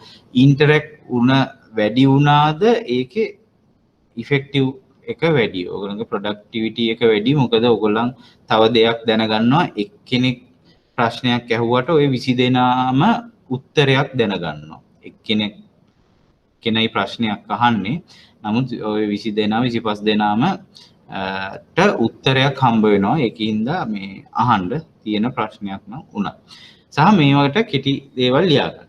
ඒතර හිමිකම් සහ ණය නිකුතු කළමනාකරන සේවා. ඒකෙදි කියන්නේ සාමාන්‍යයෙන් විශාල ව්‍යාපාර මූල්‍ය සමාගම් වෙන්න පුළුවන්, ලැයිස්තුගත සමාගම්, තනි පුද්ගල සමාගම් ඒගොල්ලන්ට ප්‍රාග්ධනය සපයා ගැනීම අවශ්‍ය වෙනවා. ඒතකොට ඒකේ ප්‍රාථමිකම මේ උපාංගය මේ ටූල් එක තමයි යූස් කරන සාමාන්‍ය බැංකුවකින් ණයක් ලබා ගන්න එක තමයි සාමාන්‍යයෙන් කරන්නේ. නමුත් එතනින් එහාට ගිය සේවාවක් සපයනවා ආයෝජන බැංකු ඔය නිකුතු කළමනාකරණය කියන එකකින්. දැන් වගේ ප්‍රශ්න අහන විදිහ ගැන මම ඔය පාඩම ඉවර වෙලා කියන්නම්. කොයි විදිහටද මේකෙන් ප්‍රශ්න කම්පෝස් කරන්නේ හරියට මේ හදන්නේ කොයි ආකාරයෙන්ද කියලා. ඒතර හිමිකම් සහ ණය කියන එකේ වෙනස මං හිතනවා දන්නවා කියලා. නොදන්න කෙනෙක් කවුරු හරි ඉන්නවද? ඒක ගැන විස්තරයක් ඕනේ කෙනෙක්. මම මේ පාඩම වෙනම කරනවා කොහොමද ලොකු පාඩමක්. ණය සහ හිමිකම් කියන එකේ equity and debt. Equity versus debt. මොකද equity කියන්නේ? ඒවා basic එකක්. අයිතිකරුවන්ගේ ප්‍රාග්ධනය අයිතිකරුවන්ගේ. නැත්තම් අනිත් පැත්තෙන් ඒක represent කරන එකම tool එක කොටස් නිකුතුව කියන එක තමයි හිමිකම් කියන හෝ හිමිකම් නිකුතුව හිමිකම් ප්‍රාග්ධනය කියන එකකින් අදහස් කරන්නේ. ණය කියන්නේ හිමිකමට, ඒ කියන්නේ අයිතියට පරිබාහිර වෙච්ච සියලුම ණය හා සම්බන්ධ නිකුතුන්. ණය කර, බැඳුම් කර, භාණ්ඩාගාර බිල්පත්, භාණ්ඩාගාර බැඳුම් කර, භාණ්ඩාගාර කිව්ව ගමන් රජයේ ඒක payment guaranteed, ඊට අමතරව commercial papers, bill of exchange, ඒ වගේ අනිත් සියලුම උපකරණ අයිති වෙන්නේ ඔය හිමිකම් වලින් මෙහා ණය නිකුතු කියන එකට. දැන් ආයෝජන බැංක දැන් සමාගමකට නිකම්ම Tamanට ප්‍රාග්ධනයක් ඕනේ මම ෂෙයා ඉෂුව එකකට යනවා කියලා ඒගොල්ලන්ට ඕගනයිස් වෙන්න බෑ ඒ වගේ නිකුතු. ඒකට විශේෂිත වෙච්ච සේවාවක් ලබා ගන්න ඕනේ. අන්න ඒක ගන්න ඕනේ ආයෝජන බැංකුවකින්. ඒතර ඒගොල්ලන් තමයි managers to issue. ඒ කියන්නේ ඒ අදාළ නිකුතුවට අධීක්ෂණය සහ කළමනාකාරීත්වය සපයන්නේ එන්නේ ඒ ආයෝජන බැංකුව. ඒතකොට ඒගොල්ලන් ෂෙඩියුල් කරන ඉස්සල්ලාම පළවෙනිම ප්‍රශ්නේ ඒ අදාළ ආයතනයට අවශ්‍ය වෙන්නේ හිමිකම් නිකුතුවක්ද ණය නිකුතුවක්ද? ඊට පස්සේ ණය නිකුතුවක් නම් කෙටි කාලීනද දිගු කාලීනද මොන වගේ ඉන්ස්ට්‍රුමන්ට් එකක්ද? හිමිකම් නිකුතුවක් නම් කොයි වගේ නිකුතුවකටද යන්නේ? කොයි කාලෙද කරන්නේ? ස්ටොක් මාකට් එකේ ලිස්ට් කරනවද? මම ඒ ටික පස්සේ කතා කරනවා. මම සරලම විදිහට කිව්වේ හිමිකම් සහ ණය නිකුතු කළමනාකරන යන ආයෝජන බැංකු වූ සේවාවක් වශයෙන් ප්‍රධානතම සේවාවක් වශයෙන් සපයන සේවාවක් කියලා. ඒතර ඔයගොල්ලන්ට කෙටියෙන් අවශ්‍ය නම් විතරක් ලියා ගන්න පුළුවන්. හොඳාකාරවම දන්නවා නම් ප්‍රශ්නයක් නෑ. ඔය නිකුතු කියන්නේ අර ඉෂුව කියන එක. ඉෂුව කියන්නේ අර ඉෂුව එකක් නෙමෙයි නිකුත් කිරීමක් කියන එක. ඒ නිකුතුව හරි විදිහට කළමනාකරණය කරන්න ඕනේ. ඒක ලොකු process එකක්. ෂෙයා ඉෂුව එකක් කියන එක ලොකු process එකක්. මොකද මිලියන 500ක කොටස් නිකුත් කරොත් මිලියන 500කටම apply කරන්නේ. මිලියන 500කට වඩා application එන්න පුළුවන්. ඒතර ඒක බෙදෙන විදිහක් තියෙනවා. ඒතකොට අන්න මේ දේවල් ඔක්කොම manage කරන්න ඕනේ. right ඒක අබද්ධ කිරීම සහ අත්පත් කර ගැනීම ඒ කියන පොයින්ට් එක උඩට ආවත් කමක් නැහැ. මූල්‍ය සේවාවන් කියලා කියන්නේ මූල්‍ය උපදේශනයන් කියන්නේ මම අර කිව්වා වගේ කමර්ෂල් බැංකින් වල වගේ සරල මූල්‍ය උපදේශනයක් නෙමෙයි. සාමාන්‍ය කස්ටමර් කෙනෙක් ආපුවම දෙන එකක් නෙමෙයි. ලොකු අරමුදලක් හොඳටම දන්න අරමුදලක් කිව්වොත් EPF එක දැන් 1 trillion over 1 trillion ෆන්ඩ් එකක් අරමුදලක්. සාමාන්‍ය වෙනත් අරමුදල් රක්ෂණ අරමුදල් ඒ වගේ ඒවා ගත්තත් බිලියන ගණනාවක අරමුදල්. ඒකක බාර කියන එක ඒ වගේ ගත්තත් ගොඩක්ම ඒ වගේ බිලියනයට වඩා වැඩි අරමුදල්. ඒතකොට ඒ වගේ දේවල් වලට අර වගේ අපිට මෙහෙම කෙලින්ම ඉස්සරහා ඉඳගෙන උපදේශයක් දෙන්න බෑ. ඒකට ගොඩාක්ම ආර්ථිකමය සාධක දේශපාලනය ටැක්ස් බේස් එක මේ දේශපාලනයේ තීන්දුව මූල්‍යමය තීන්දුව ආර්ථිකයේ වෙනස් වීම ඉම්පෝට් එක්ස්පෝට් ඒ දේවල් ඔක්කොම බලන්න ඕනේ. මොකද ඒ වගේ අරමුදලක් කළමනාකරණය කරනකොට අපිට නිකන් පොඩි ආයෝජන මාර්ගවල විතරක් නිරත වෙන්න බෑ. ඒකට ගොඩාක් දේවල් බලන්න ඕනේ. මොකද ඒක ලොකු වගකීමක්. ඒ වගේම අර මුල කිව්වා වගේ ඒක ලොකු රිස්ක් එකකුත් තියෙනවා.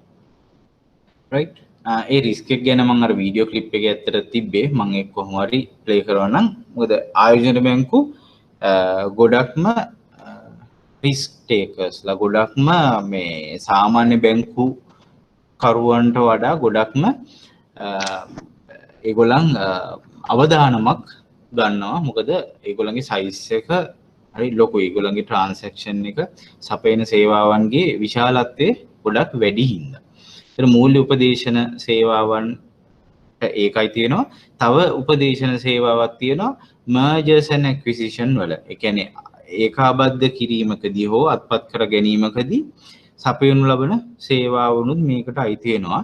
ඒතකොට ඒ දෙයටත් විශේෂිතම වූ සේවාවක් ඕනේ. ඒ කියන්නේ අත්පත් කරගන්න සුදුසු සමාගම් හෝ සමාගම මොකක්ද කියන එක තෝරා ගන්න ඕනේ. උපදේශනයක් ඕනේ. ඊට පස්සේ ට්‍රාන්සැක්ෂන් එක වෙන්නේ කොහොමද? ඊට පස්සේ ඩිපාර්ට්මන්ට්ස් වල ඒ කියන හාමනි එක. ඒ කියන්නේ ඒකාබද්ධ වීම වෙන්නේ කොහොමද කියන එක. දැන් ඔයගොල්ලෝ බැංකුවල හිටියනම් බැංක් මර්ජර් එකේදී සමහර අයට මූණ දෙන්න වෙන්නේ නැති ඔයගොල්ලන්ගේ. මොකද ඔක්කොම ඒ ප්‍රොපෝස් වෙච්ච බැංකු මේ මර්ජ් උනේ නැහැ. බට් එහෙම එකක ඕගොල්ලන් වැඩ කරා නම් ඔයගොල්ලන්ට තේරෙන්න ඇති ඒ කල්චරල් ඩිෆරන්ස් එක, ඒ මැනේජ්මන්ට් ස්ටයිල්ස් වල ඒ බේස් එකේ ඩිෆරන්ස් එක කොහොමද බලපෑවේ කියලා. ඒතකොට අන්න ඒ වගේ දේවල් වලට උපදේශන සේවාවන් ඒ සම්පූර්ණ ලොකු කාර්යභාරය සිද්ධ කරන්නේ ආයෝජන බැංකුව. ඒතකොට ඒකත් මූල්‍ය උපදේශනයක් හැටියට ගන්න පුළුවන්.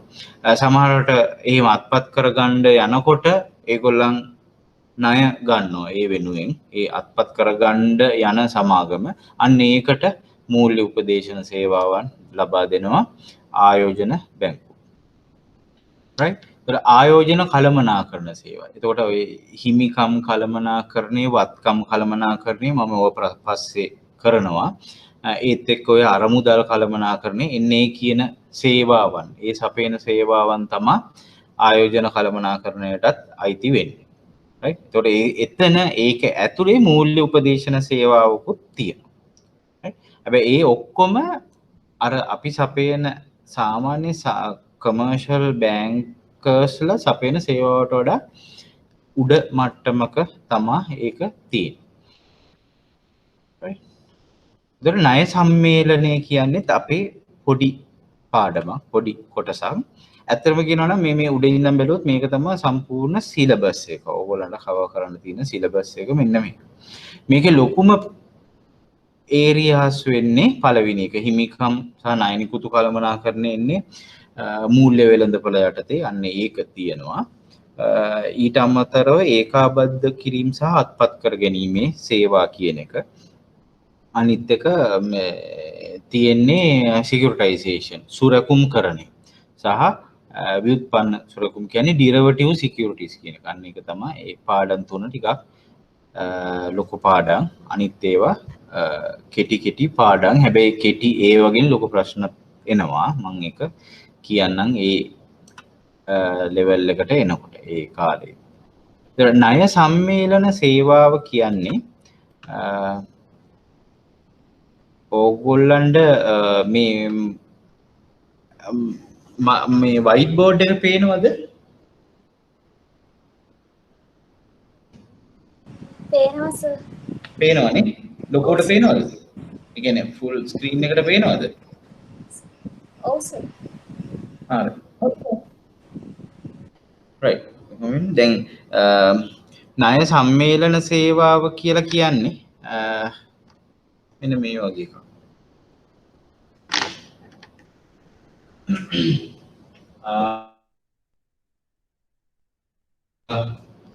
සාමාන්‍ය ලොකු ව්‍යාපෘතියකට අපි කියමු ලොකු කම්ප්ලෙක්ස් එකක් හදනවා. apartment complex එකක්.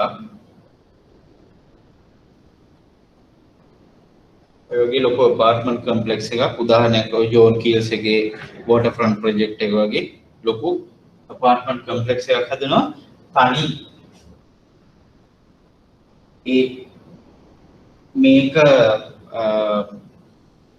සිදු කරන ආයෝජකයා සම්පූර්ණයෙන්ම මේකට ආයෝජනය සිද්ධ කරන්නේ නැහැ. මොකද මේක අතිවිශාල ව්‍යාපෘතියක්. ඒ කියන්නේ අපි කියමු 30 බිලියන් විතර යන බිලියන 30ක විතර ව්‍යාපෘතියක්. එතකොට එයාට සිංගල් බරෝවින් එකක් කරන්න බෑ. බැංකුවකට ගියොත් බිලියන 20ක් දෙන්න කිව්වොත් බිලියන 20ක් දෙන්න ඒකට කොලැටරල් නැහැ හයි රිස්ක් අනිත් එක තනි අවදානමක් ඒ වගේ ආයතනයක් ගන්නෙ නැහැ බැංකුව ඒ වගේ අවදානමක් ගන්නෙ නැහැ එතකොට මේ බැංකුව හෝ ආයෝජන බැංකුව මේකට අතරමැදි වෙලා සිද්ධ කරන්නේ මේ බැංකුවට තව බැංකුවක් හෝ දෙක එක ව්‍යාපෘතියට බැංකු 3ක් සම්බන්ධ කරලා මේකට ෆයිනෑන්ස් කරනවා. අන්න ඒක තමයි සම්මේලනගත ණය. නැත්නම් ණය සම්මේලනය කියන්නේ. සින්ඩිකේටඩ් ලෝන්. සින්ඩිකේටඩ් ලෝන් කියලා ඔයගොල්ලන්ට සර්ච් කරත් ඒක එන්න පුළුවන්. එනවා. ඒතර සින්ඩිකේට් කරනවා. එකතු කරනවා ඒ කීප දෙනෙක්ගෙම බරෝයින්ස් අරගෙන ඒක කම්බයින් කරලා මේ අදාළ ප්‍රොජෙක්ට් එකට දෙන්න. එතකොට අපිට හවුසින් ලෝන් එකක් ඔය විදිහට ගන්න බෑනේ.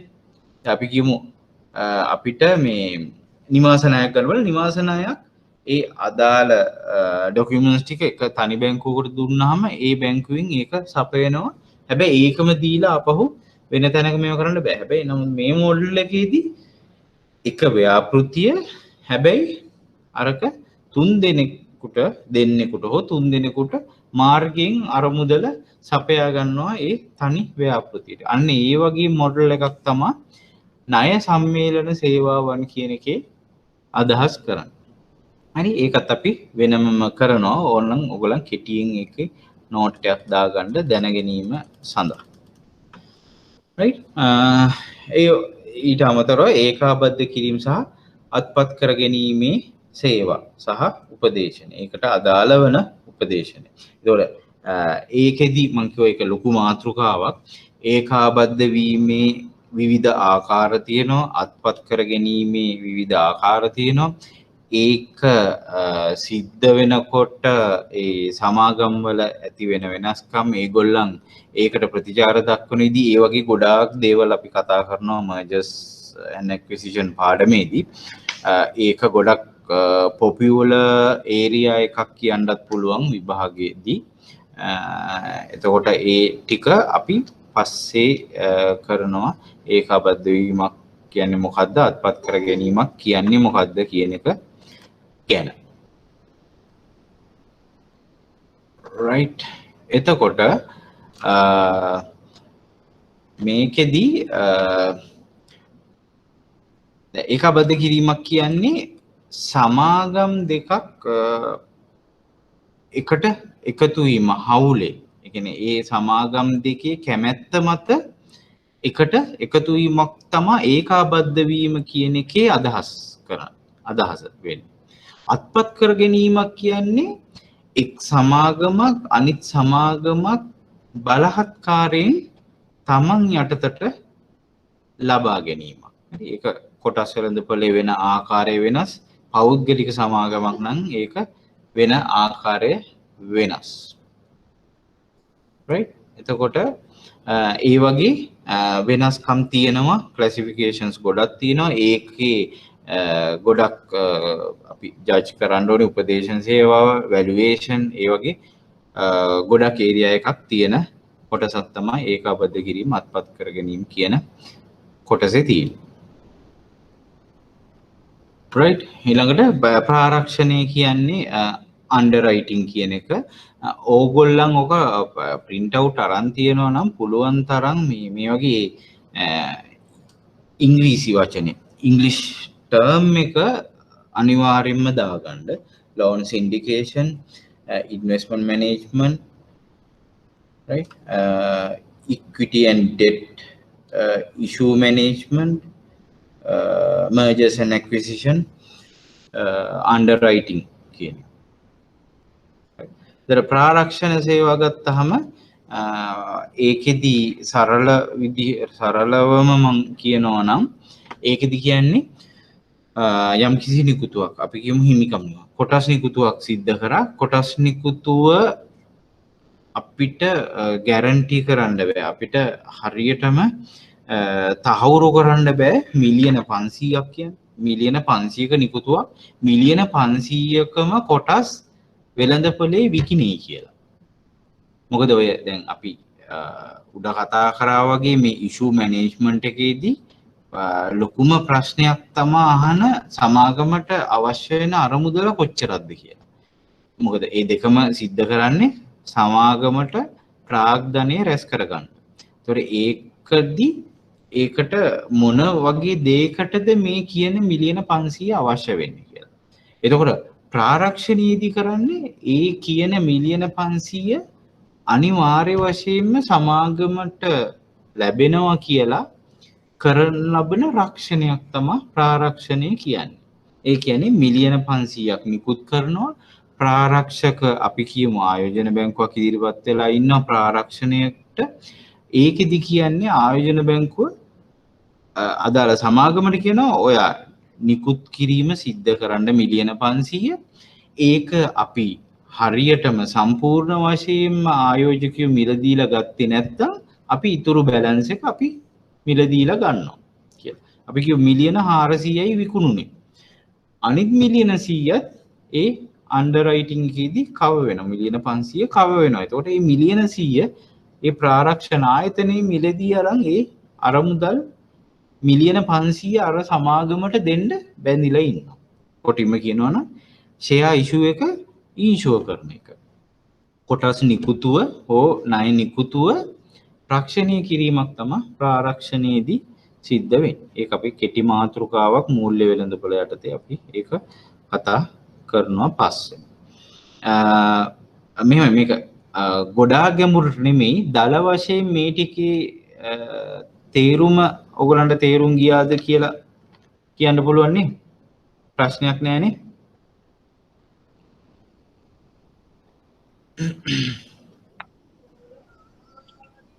තේරුණානේ?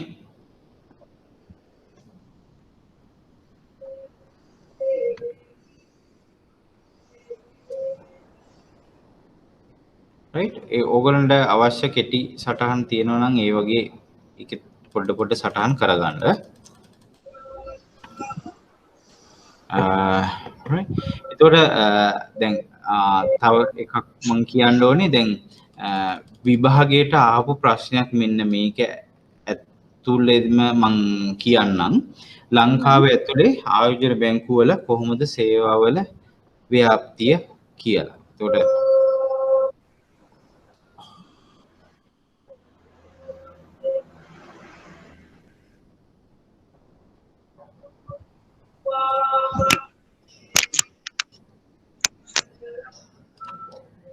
මේක මියුට් කරන්න ඕනේ. ගයශානි sorry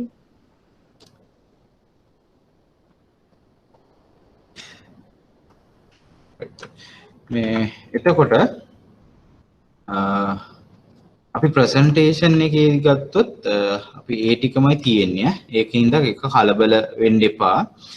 මේකේ ෆොටෝ එක තියෙන්නේ merger split acquisition IPO කියලා. ඒ නිකන් මං ඉමේජ් එක විතරයි. ඒක මං වෙනම ඔය කියන වචන ටික මං ඩිස්කස් කරනවා පස්සේ.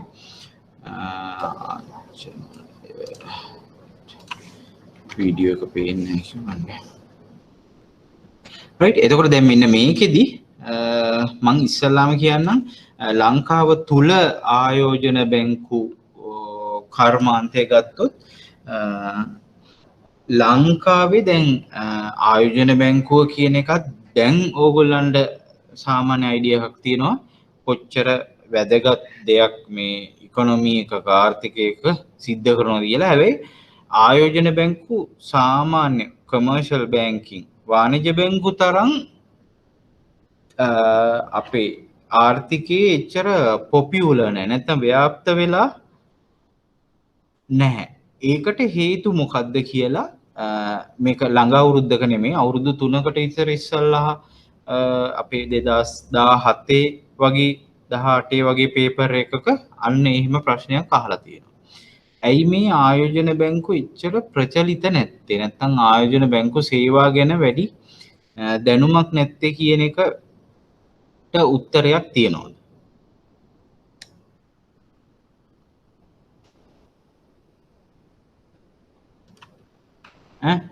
දැන් මේකෙත් එක්කෙනා දෙන්නද කතා කරන්නේ?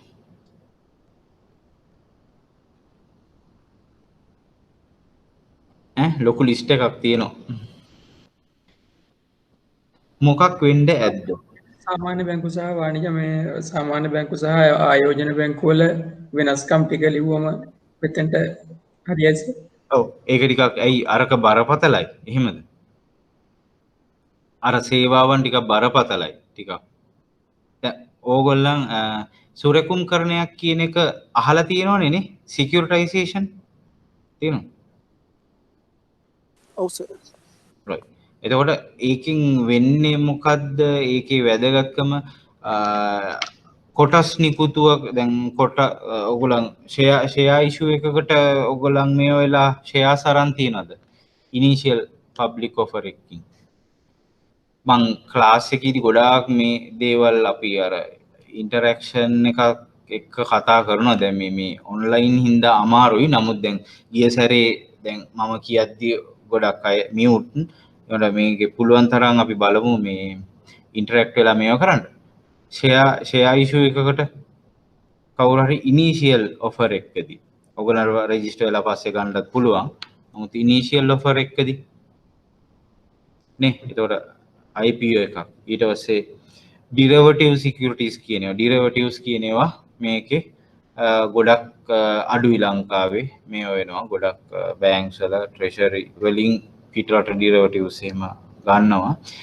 ඒට අමතරව ලංකාවේ ඩිරෙවටිව් මාකට් එකක් කියලා නෑ. ස්ටොක් මාකට් එක තියෙනවා. දැන් ස්ටොක් මාකට් එකට බොන්ඩ් ඩිබෙන්චර්ස් ට්‍රේඩ් කරන්න දැන් ඇවිල්ලා තියෙනවා.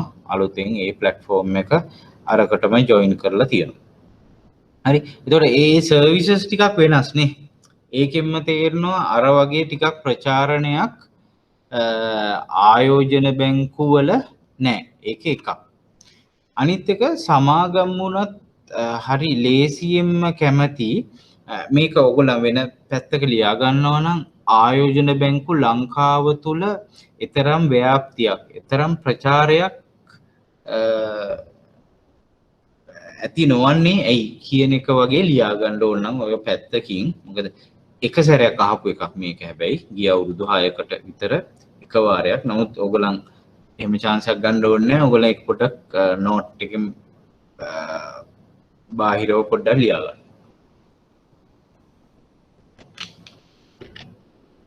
හරි. එතකොට ආයෝජන බැංකුවක් හෝ ආයෝජන බැංකු සේවාවන් මේ ලංකාව වගේ රටක මොකද ඉච්චර දැනුවත් වීම අඩු.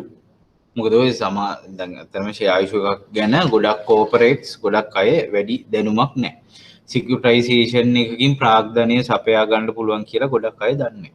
ඩිරෙවටිව් සිකියුරිටිස් ට්‍රේඩ් කරලා ලොකු ප්‍රොෆිට්ස් ගන්න පුළුවන් කියනවා ගොඩක් දන්නේ නැහැ. නේ. එතකොට ඒක අපි නගරබදව තමයි මේක පාවිච්චි වෙන්නේ. අර කිව්වාගේ එක හෙඩ් ඔෆිස් එකක්, එක ඔෆිස් එකකින් තමයි ආයෝජන බැංකුව ගොඩක් ඔපරේට් වෙන්නේ. දැන් මේ ආයෝජන බැංකුව කියන නමත් එච්චර දැකලා නැහැනේ බෝඩ් එකක් ගහලා ප්‍රාදේශීය වශයෙන්.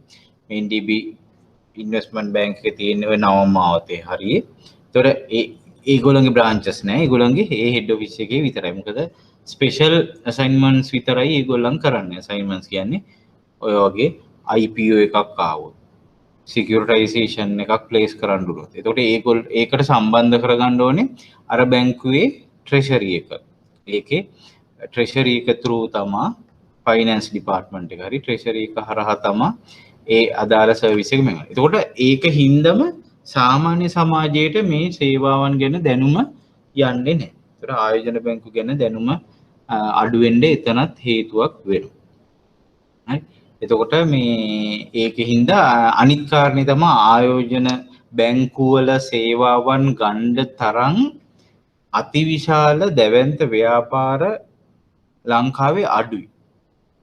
කියන ෆිනෑන්ස් කම්පැනි ගත්තොත් බැංකු ගත්තොත් අනිකුත් සමාගම් ගත්තොත් සාපේක්ෂව අනිත් රටවල් වලට සාපේක්ෂව මම ඒක සම්බන්ධයෙන් වීඩියෝ එකක් තියෙනවා ලංකාවේ ආයෝජන බැංකු වල පරිමාවයි ඇමරිකාව වගේ රටක පරිමාවයි තියෙන වීඩියෝ එකක් මම ඒක මේ වීඩියෝ ප්ලේ කරන එක සෝට් අවුට් කරගත්තාම මම ඒක ඒ ක්ලිප් එක මම පෙන්නන්නම් ඒකෙන් ඔයගොල්ලන්ට තේරුම් ගන්න පුළුවන් කොච්චර එක වැදගත් මේකත් දෙයක්ද කියලා. ඒතකොට ලංකාවේ ව්‍යාප්තිය ගත්තොත් ඕගොල්ලෝ පොඩ්ඩක් දැනගන්න ඕනේ මෙන්න මේ ලින්ක් එකකින් ඕගොල්ලන්ට පුළුවන් ආයෝජන බැංකු වල මේගොල්ලන් තමයි ගොඩක්ම සර්විසස් මේව කරන්නේ NDB එකේ NDB ඉන්වෙස්ට්මන්ට් බැංක් එකේ ඊට අමතරව මෙන්න මේ සමාගම් දෙක තුනක් ක්‍රියාත්මකව පවතිනවා මේ ස්ටේට් ඇන්ඩ් මෝර්ගේජ් බැංක් එකක් තියෙනවා SMIB බැංක් කියලා කියන්නේ අන්න ඒකත් තියෙනවා ගොඩක් සර්විසස් දෙන මෙන්න මේ ටික තමයි ආයෝජන මේ ස්ලයිඩ් එක පේනව නේද? පේනවා සර්. ඒක පේනවනේ. දැන් මේකේ තමයි තියෙන්නේ රාජුක සහ ආයෝජන බැංකුව SMIB, NDB Investment Bank, Capital Alliance, Asia Capital වගේ ඒවා තමයි ආයෝජන බැංකුව හැටියට ලංකාවේ ක්‍රියාත්මක වෙන්නේ. හැබැයි ඔය උඩින් තියෙන දෙක මේ මුල තියෙන එකක්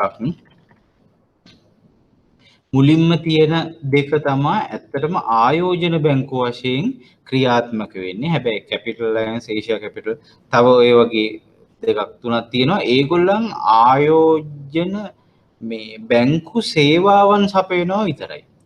මේගොල්ලන් ඒ ලයිසන් එක කරන් මේගොල්ලන්ට සිකියුරිටයිසේෂන්ස් කරන්න පුළුවන්. ප්ලේස්මන්ට් ඒ කියන්නේ ඉෂුව එකක් කරන්න පුළුවන්. ඒ කියන්නේ නිකුත්තුවක් කොටස් නිකුතුවක් කළමනාකරණය කිරීමේ ඒ කියන ලයිසන් එක මේගොල්ලන්ට තියෙනවා. ඒ ඇරෙන්න ආයෝජන බැංකුවක් විදිහට මේගොල්ලන් රෙජිස්ටර් වෙලා නෙමෙයි. ලංකාවේ ආයෝජන බැංකුව විදිහට මේ වෙලා තියෙන්නේ NDB එකයි SMIB එකයි උකස් සහ ආයෝජන බැංකුව කියන එකයි විතරයි කියන එකත් මතක තියාගන්න ඕන. right එතකොට ඒව ගැන විස්තර මේ කියන ලින්ක්ස් වලින් ඕගොල්ලන්ට බලන්න පුළුවන්. හැබැයි දැනට ඕගොල්ලන්ට ලොකු දෙයක් ඒකේ තේරෙන්නේ නැහැ. මොකද මේ සිකියුරිටයිසේෂන් එකක් කියන්නේ මොකක්ද කියලා දන්නේ නැතුව සිකියුරිටයිසේෂන් කරපු ඒ වගේ එක්සැම්පල්ස් බලලා ඒ කරපු විදිය බැලුවට ඕගොල්ලන්ට ඒ වගේ අයිඩියා එකක් එන්නේ නැති හින්දා. right එතකොට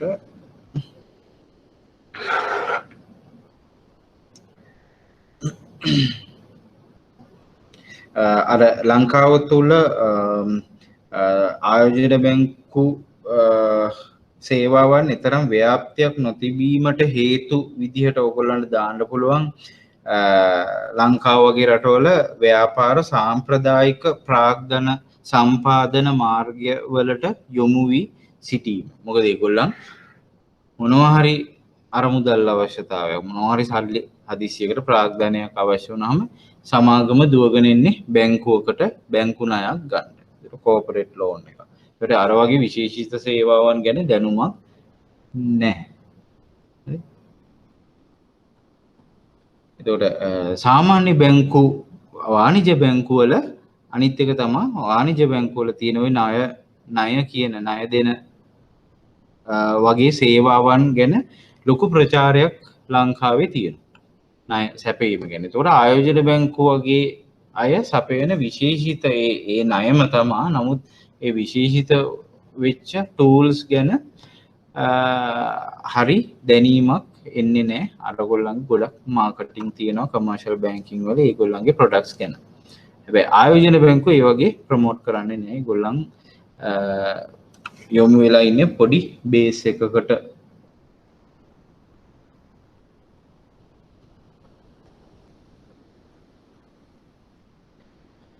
right ඊළඟ කොටස ආයෝජන බැංකු කරණයේ ඉතිහාසය. දැන් මේක ගත්තොත් අපිට 2014 15 වගේ කාලවලදී මුල මුල අවුරුදු වල මේ ඉන්වෙස්ට්මන්ට් බැංකින් අපේ අලුත් සිලබස් එක ආපු කාලවල වල ප්‍රශ්නයක් දෙකක් ආවා. එතනින් පස්සේ නම් මේ කොටසින් ආවේ නැහැ කියන එක හිතේ තියාගෙන ඕගොල්ලන් මේ ටික අපි බලාගමු.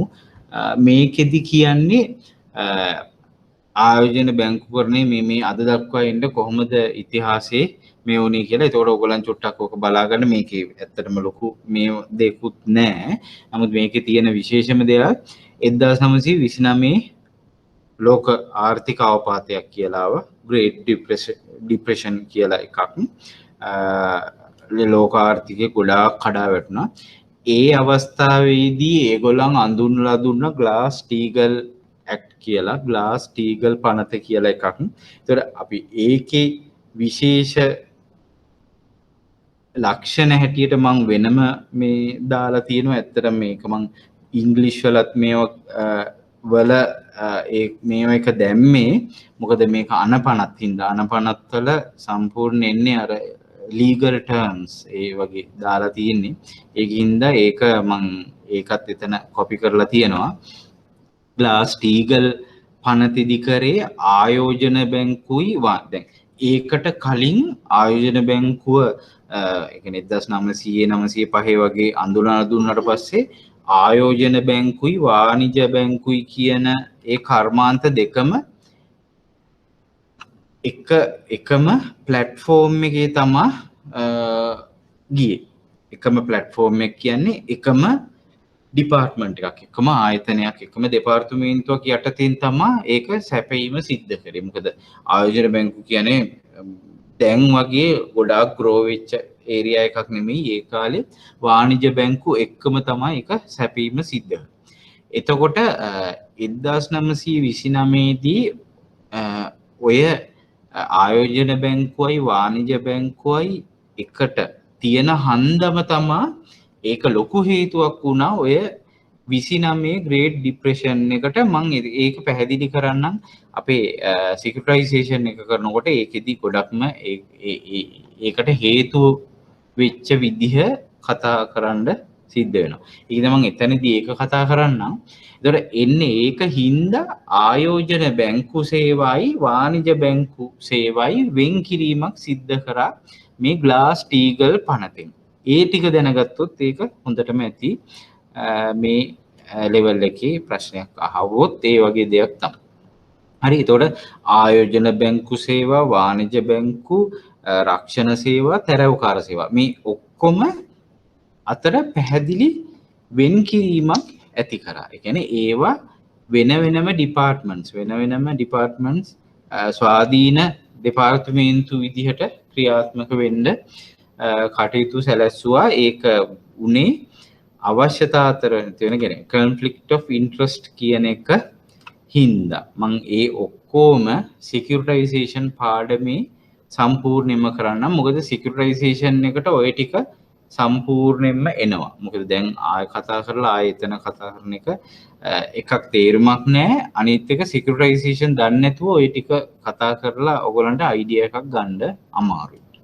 right? ඒතකොට දැනට ඔයගොල්ලෝ මතක තියාගන්න ඕනේ ග්ලාස්-ස්ටීගල් පනතෙන් ආයෝජන බැංකු සහ අනිකුත් සියලුම වාණිජ බැංකු සේවා අතර පැහැදිලි වෙන් කිරීමක් සිද්ධ කරා ඒ පනතෙන්.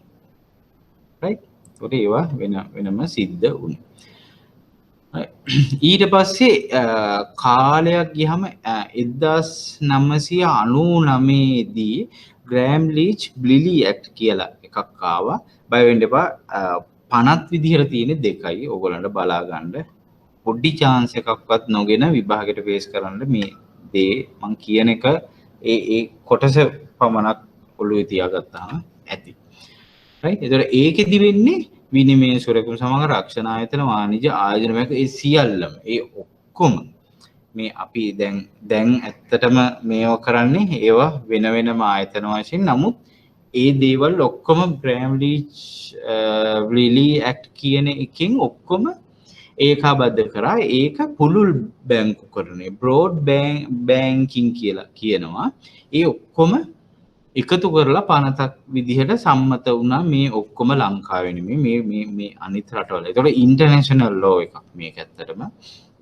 එතකොට commercial bank, investment bank, securities firms, insurance company were allowed to consolidate. ඒ ඔක්කොම එකට කරන්න මේ පනතෙන් විධිවිධාන යෙදුණා. right? එතකොට සාමාන්‍ය බැංකු කටයුතු සහ විනිමය වෙළඳාම් ඒ සියල්ල ඒකාබද්ධ වුණා ඒ පනතෙන්. හැබැයි මතක තියාගන්න ඕනේ ආයේ 2008 ආය ලෝක මූල්‍ය අර්බුදයක් ආවා. මම එතකොට කියන්නම් මේකේ කනෙක්ෂන් එක මේ පනත්වල ආපු කනෙක්ෂන් එක ඒක කියයි. right?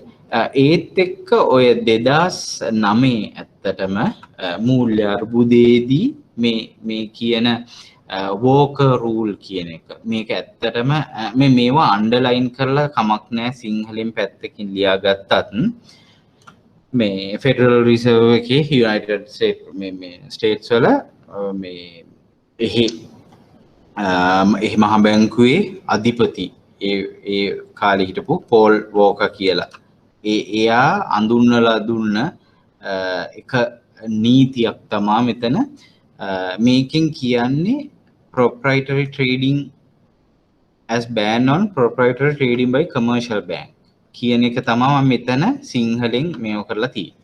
හරි. ඒක කම්ප්ලීට් කරගත්තත් කමන්නේ මේ වෝකර් රූල් කියන එක මගින් සිද්ධ කරේ සමාගම්වල ව්‍යාපාරවල තම ගිණුම් මත සුරකුම් වෙළඳාම තහනම් කිරීම. මේක අපිට එන පොඩි පාඩමක්. පස්සේ අන්තිම පාඩම වගේ එන්නේ මේක. තම ගිණුම් මත සුරකුම් වෙළඳාම කියන එක පොඩ්ඩක් මම පොඩි එක්ස්ප්ලනේෂන් එකක් දෙන්නම්. ඔයගොල්ලන්ට ඒක අයිතියක් ගන්න.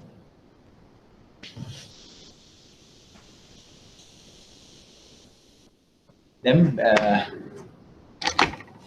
බෝඩ් එක පේනව නේද? පේනවා සර්. දැන්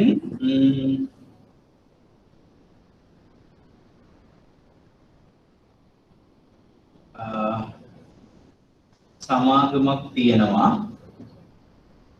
ඒක මූල්‍ය සමාගමක්.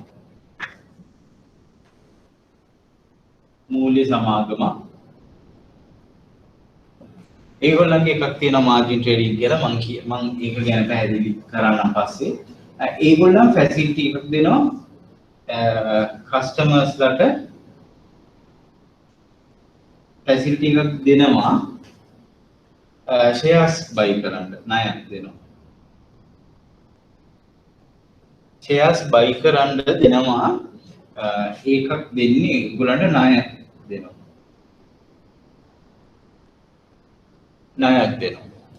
ණයක් දීලා ඒ කොටස් මිලදී ගන්නවා මේ කියන කස්ටමර් නමින් කස්ටමර් C නම් ඒ C ගේ නමට කොටස් ගන්නවා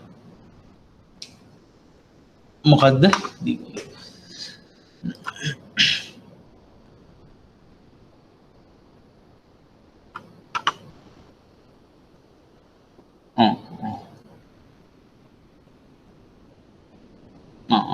right.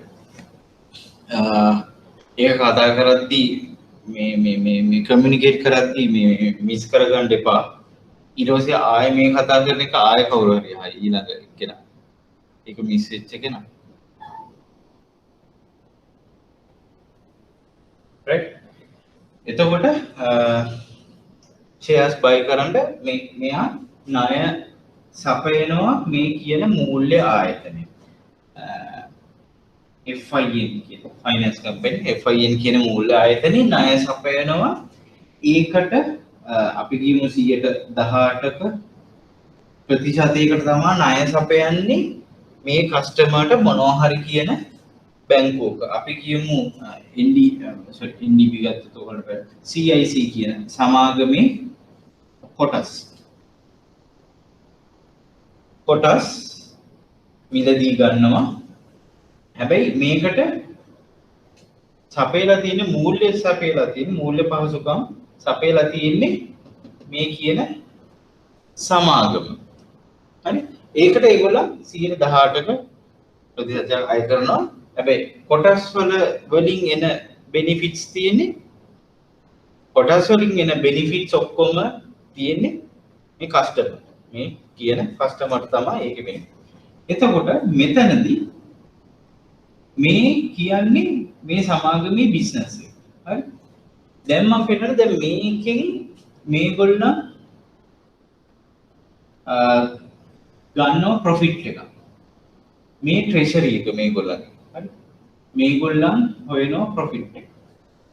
අපි කියමු මේ ඔක්කොම transaction වල මේ year end එකකින් මිලියන 10ක් profit කරා. හරි? දැන් මෙතන තමයි මේ finance එක නැත්නම් treasury එක කියලා හිතන්නකො. මේ ඒගොල්ලන්ගේ ඉතුරු එක. මේ finance company එක ගන්නවා CIC shares. දැන් ගන්න එයාගේ නමට. මේ ගත්තේ මේ ණය ඇතුළත මේ ගත්තේ මේ කස්ටමර්ගේ නමට. මේ C කියන කස්ටමර්ගේ නමට CIC shares ගත්තා. ණය දුන්නේ මෙයා හින්දා මෙයාගේ නමට ගන්න. මෙයා අයිතිකාරයා. මෙයා ණය දුන්නා.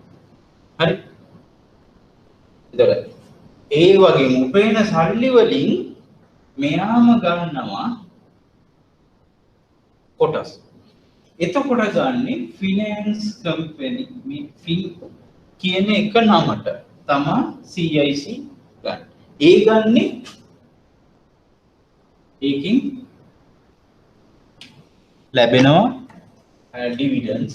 දැන් මේකේ dividends යන්නේ dividends මේකේ dividends යන්නේ මේ සමාන. එතකොට මේක සමාගමේ සාමාන්‍ය ව්‍යාපාරික කටයුතු. මේක සමාගම තම ගිණුම් මත සුරකුම් වෙළඳාම් කියන්නේ මෙන්න මේ කොටස. තම ගිණුම් මත සුරකුම් වෙළඳාම්. ඕකත් හේතු වෙනවා conflict of interest එකට. මම issue management එකයි කතා කරලා securitization වලට එනකොට මම එතකොට කියන්නම් ඔයගොල්ලන්ට එතකොට පැහැදිලි stock market share market එක කියන කොටසට එනකොට ඔයගොල්ලන්ට තේරෙයි මේකේ මොකද්ද වෙනස්කම කියලා හොඳටම පැහැදිලිව. නමුත් මේක තමයි proprietary trading කියන්නේ මෙන්න මේ කොටසට.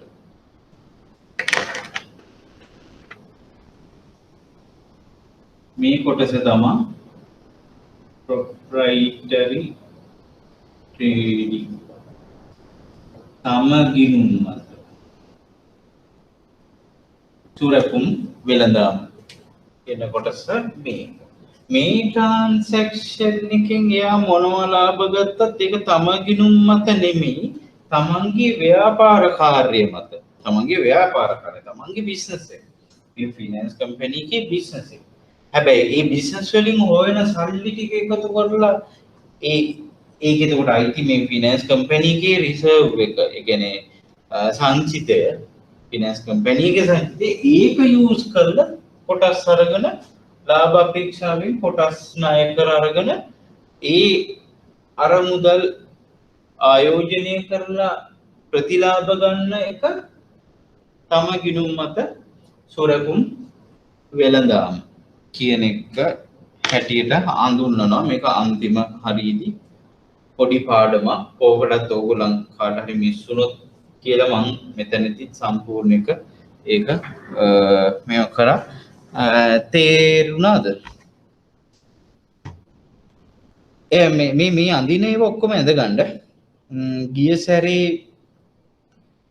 දැන් ගිය සැරේත් ඕකම කරන්න ඇති කියලා හිතන ඒනොට මම මේ වෙනස් එක එකිනෙකට මේ පැහැදිලි කිරීම උනත් වෙනස්. මොකද මම මේක සම්පූර්ණ මේ අර ගෙදර කරලා මේ ෆ්‍රී ට්‍රයිල් නෙමෙයි මේක ඇවිල්ලා තමයි මම මේක කරන්නේ. ඒක උදාහරණ ගන්න ඒවා වෙනස්.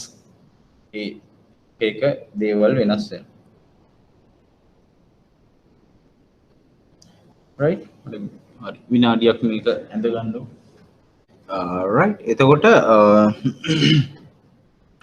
වෝකර් රූල් එකෙන් පෙර මං කියෝ කරේ ඒ පෝල් වෝකර් එයා තමයි ඒක අඳුන්වලා දුන්නේ. ඒකෙන් කරේ තම ගිණුම් මත පුරකුම් වෙළඳාම තහනම් කිරීම. එතකොට conflict of interest එක තමයි එතනින් මේ කරේ. මේ කරන ගනුදෙනුවේ මෙන්න මේ කරන ගනුදෙනුවේ අතර ඝට්ටනයක් වෙන්න පුළුවන් අවස්ථා ගොඩාක් තියෙනවා මම ස්ටොක් මාකට් ඔෆෙන්සස් ඒ ටික කියද්දි කියන්න. අන්න ඒකින්ද තමයි ඒක වැලැක්ුවේ ඒ පනතින් ඕක 2007-9 කාලේ තමයි ඔය එක සිද්ධ කරේ. ඔය රූල් එක පනත ගෙනාවේ. right. ඒකට exceptions include ඔය ඩොට් ෆ්‍රැන්ක් ලෝ එකේ ඒක මේ දුන්නා.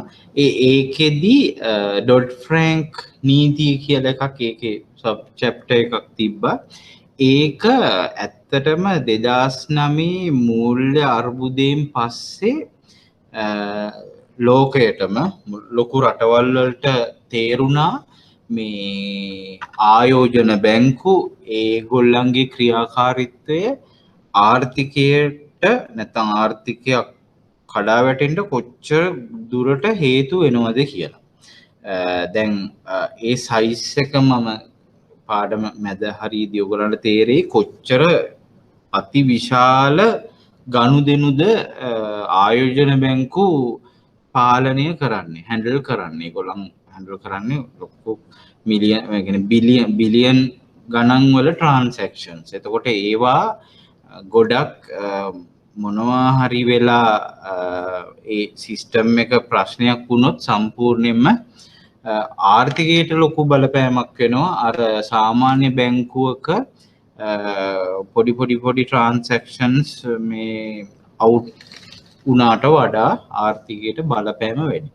ඒතකොට ඒකින්ද තමයි අර කිව්වේ අතිවිශාල බව කඩා වැටීමට හේතු වන බව. හරි ඒක මම අර 2008 ෆයිනෑන්ෂල් ක්‍රයිසිස් එකත් එක්ක එකතු කරලා මම ඔයගලන්ට එක්ස්ප්ලেইন කරන්නම්. එතකොට ඔයගලන්ට ගොඩක් තේරෙයි. එතකොට මේකෙදි ඒගොල්ලන් අලුතෙන් ආයතන පිහිටෙව්වා. Financial Stability Oversight Council, Orderly Liquidation Authority. හරි. එතකොට ඒ කියන ආයතන. දැන් Orderly Liquidation Authority උදාහරණයකට ගත්තොත් ඒකෙදි කියන්නේ ඉස්සර ඔය 2007 8 9 වගේ කාලේදී දල වශයෙන් දැන් මම මේ පල්ලෙහා ඒකේ විස්තර දාලා මම මේකේ සිංහල එක දෙන්නම්. මට ඒක මේ සම්පූර්ණ එක මං ගාව තියෙනවා. ඒක මට දෙන්න බැරිලු. right. සම්පූර්ණ මේ සබ්ප්‍රයිම් මෝර්ගේජ් ක්‍රයිසිස් කියන එක. ඒතකොට ඒකෙදි උනේ මේ බැංකු මූල්‍ය ආයතන සමාගම් එකපාර කඩා වැටුණා. මොකද මේ ආර්ථිකයේ 50%ක් 60ක් දක්වා ඇමරිකානු ආර්ථිකය ඇමරිකන් ඉකොනොමි එක කඩා වැටුණා. එතකොට ඒකින්ද එකපාරටම සමාගමක් කඩා වැටුණාම ඒක හරියටම මේ ගවර්න් කරන්න ඒක ගැන හරියට ඉන්වෙස්ටිගේට් කරන්න ආයතනයක් පිහිටවලා තිබ්බේ නැහැ. එන්නේ ඒකට තමයි Orderly Liquidation Authority කියන එක මේව කරේ. එතකොට බැරි වෙලාවත් සමාගමක් කඩා වැටීමට යනවා නම් අන්න ඒක මුලින්ම මේ අඳුනගෙන ඒකට ඕන කරන සොලියුෂන්ස් දීලා බැරි නම් ඒක ලික්විඩේෂන් එක. ඒ කියන්නේ අර බුන්නත් වෙලා ඒක විසුරුවා හැරීම ක්‍රමවත් විදිහට කරන්න තමයි ඔය Orderly Liquidation Authority කියන එක පිහිටවලා තියෙන්නේ. Financial Stability Oversight Council කියලා කියන්නේ ඉස්සර ඒ කාලෙම ඔඩිට් රිපෝට්ස් එහෙම බොරුවට ඒගොල්ලන් සල්ලි දීලා හොඳ ස්ටේබල් මේ ඔපිනියන් ඔඩිට් ඔපිනියන්ස් අරගෙන තිබ්බා. ඒ කියන්නේ ඒවා ගොඩාක් වැරදි. අන්තිමට බලද්දි ගොඩක් ඒවා වැරදි. එතකොට ෆයිනෑන්ෂල් ස්ටැබිලිටි එක බලන්න වෙනම කවුන්සිල් එකක් මේ රජය විසින් පත් කරලා තිබ්බා. ඒ ඩොට් ෆ්‍රැන්ක් නීතිය යටතේ තමයි ඒක කරලා තියෙන්නේ. මේ අතිවිශාල බව කඩා වැටීමට හේතු වෙන එක මම පස්සේ විස්තර කරන්නම්. දැනට ඕගොල්ලෝ මේක මේ ඉංග්‍රීසි එක බලන්න අවශ්‍ය නැහැ. හැබැයි මෙන්න මේ වචන ටික ඕගොල්ලන් දැනට හිතේ තියාගන්න. මොකද ඕක සිකියුරිටයිසේෂන් එකේදී අපි කොහොමද ඕක කතා කරනවා. හරි. එතකොට මේ ප්‍රාරක්ෂණ එහෙම ඒ අන්ඩර්රයිටිං ඒගොල්ලන් යූස් කරපු ප්‍රැක්ටිසස් ගොඩක් වැරදි. ඊට පස්සේ මූලික නොවන උකස් වෙළඳපොළ මම සම්පූර්ණයෙන්ම විස්තර කරන්නම්. ඒ මූලික නොවන කියන එක මොකක්ද කියලා. දැන් මම පොඩි උදාහරණයක් දෙන්නම්. ඕගොල්ලන් දැන් බැංකුවල ගොඩක් වැඩ කරනවා කියලා මම නිකන් ප්‍රිසියුම් කරනවා මම නිකන් හිතනවා ඕගොල්ලන්ගේ වැඩි ප්‍රමාණයක් දැන් ඕගොල්ලන් ණයක් දෙනකොට කාට හරි ණයක් දෙන්න ඕගොල්ලන් චෙක් කරනකොට ඕගොල්ලන් බලන පළවෙනිම දේ තමයි ඔය ප්‍රමුඛ කියන එක ඔය මූලික කියන එක හරි එතකොට ඒකක් ගන්නකොට ඕගොල්ලන් බලන්නේ ඒගොල්ලන්ගේ ආදායමට සාපේක්ෂව ඒගොල්ලන්ගේ ආපසු ගෙවීමේ හැකියාව ඕගොල්ලන් කොටින්ම රේටින් එකක් තමයි බලන්නේ කස්ටමර් කොච්චර ගෙවීමේ හැකියාවක් තියෙනවද කියලා බලන්න එතකොට ඉස්සර ඒ ප්‍රමුඛ වෙළඳපොළට ඒගොල්ලන් ණය දීලා ඊට පස්සේ ගොඩක් බිස්නස් ආපු හින්දා ඒගොල්ලන් මූලික නොවන කියන්නේ ඒකයි ඔය සබ් ප්‍රයිම් කියලා කියන්නේ ප්‍රයිම් කස්ටමර් නෙමෙයි සබ් ප්‍රයිම් කියන්නේ ඊළඟ ලෙවල් එකේ. කියන්නේ හරියටම ගෙවා ගන්න බෑ. හරියට ඒකට කැපැසිටි නෑ. හැබැයි ඒගොල්ලන්ටත් ණය දෙනවා. අන්න ඒකේ තමයි මූලික නොවන උකස් වෙළඳපොළ කඩාවැටීම කියන්නේ මම ඒක පස්සෙත් විස්තර කරා. හරි. අතිසංකීර්ණ මූල්‍ය උපකරණයන් ගොඩක්ම ආවේ ඩිරෙවටිව් සිකියුරිටිස් ඒවා ගොඩාක් කම්ප්ලෙක්ස් විදිහට ඒක මේ ගොඩක් ටයිප්ස් තියෙනවා. එතකොට ඒ වගේ කම්ප්ලෙක්ස් මේ උපකරණ ගොඩක් ට්‍රාන්සැක්ෂන් වෙන්න ගත්තා. ඒකත් හේතුවක් වුණා 2009 කඩාවැටීම. ලොකුම හේතුව තමයි දුර්වල නියාමනයන් සහ ඒ අදාළ නීති ක්‍රියාත්මක වුණ. මොකද ඔය උඩ කිව්ව සියලුම දේට අනපනත් නීති සම්මත වෙලා තිබ්බා. ඒ වුණාට ඒ නියාමනයන් හරියට උනේ නැහැ. ඔඩිට් එකේ ඉඳන් ඒ කිසිම දෙයක් උනේ නැහැ ඒ කියන නීතියට අනුකූලව. ඒකට ඒවා හරියට බැලුවෙත් නැහැ. ඒක හින්දා තමයි මේ උඩ මම කිව්ව මේවා දෙක ෆයිනෑන්ෂල් ස්ටැබිලිටි ඕවර්සයිට් එකයි ඕඩර්ලි ලික්විඩේෂන් ඔතොරිටි එකයි ඊට එස්ටැබ්ලිෂ් කරේ.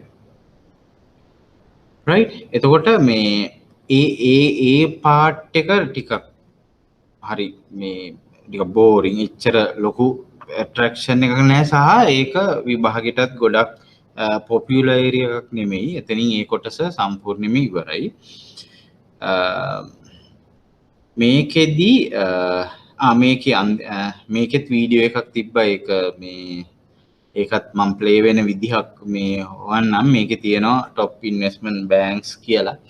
ඒකේ ඒගොල්ලන්ගේ කැපැසිටි ඒගොල්ලන්ගේ ඉකොනොමි එකට සාපේක්ෂව කොහොමද මේ කැපැසිටි කියලා ඒගොල්ලන්ගේ net assets 2 trillion තියෙනවා.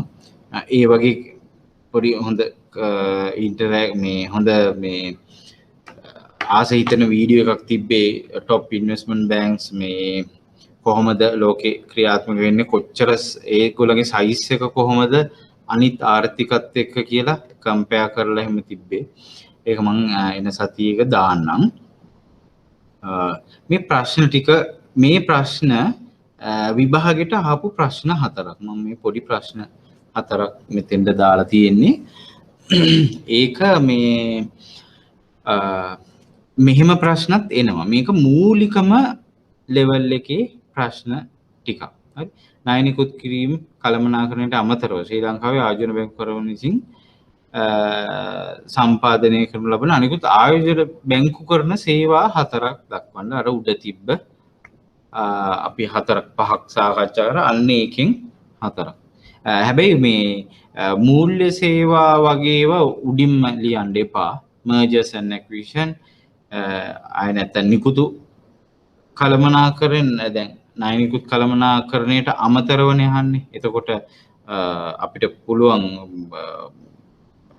මහජන නිකුතු පබ්ලික් ඔෆරින් ඒ කියන්නේ කොටස් නිකුතුන් ගැන කියන්න පුළුවන්. mergers and acquisition ඊට පස්සේ securitization place කරන එක mergers and මේ derivatives ඒ වගේ අර අපි කිව්ව උඩ කිව්ව සේවාවන් ටික ඒකට දාන්න පුළුවන් සහ අන්තිමට මූල්‍ය උපදේශන සේවා හිමිකම් නිකුතු කළමනාකරණය ආයෝජන කළමනාකරණය අන්න ඒ දේවල් ඊට පස්සුව දාන්න පුළුවන් ඕනතරම් ප්‍රමාණයක්.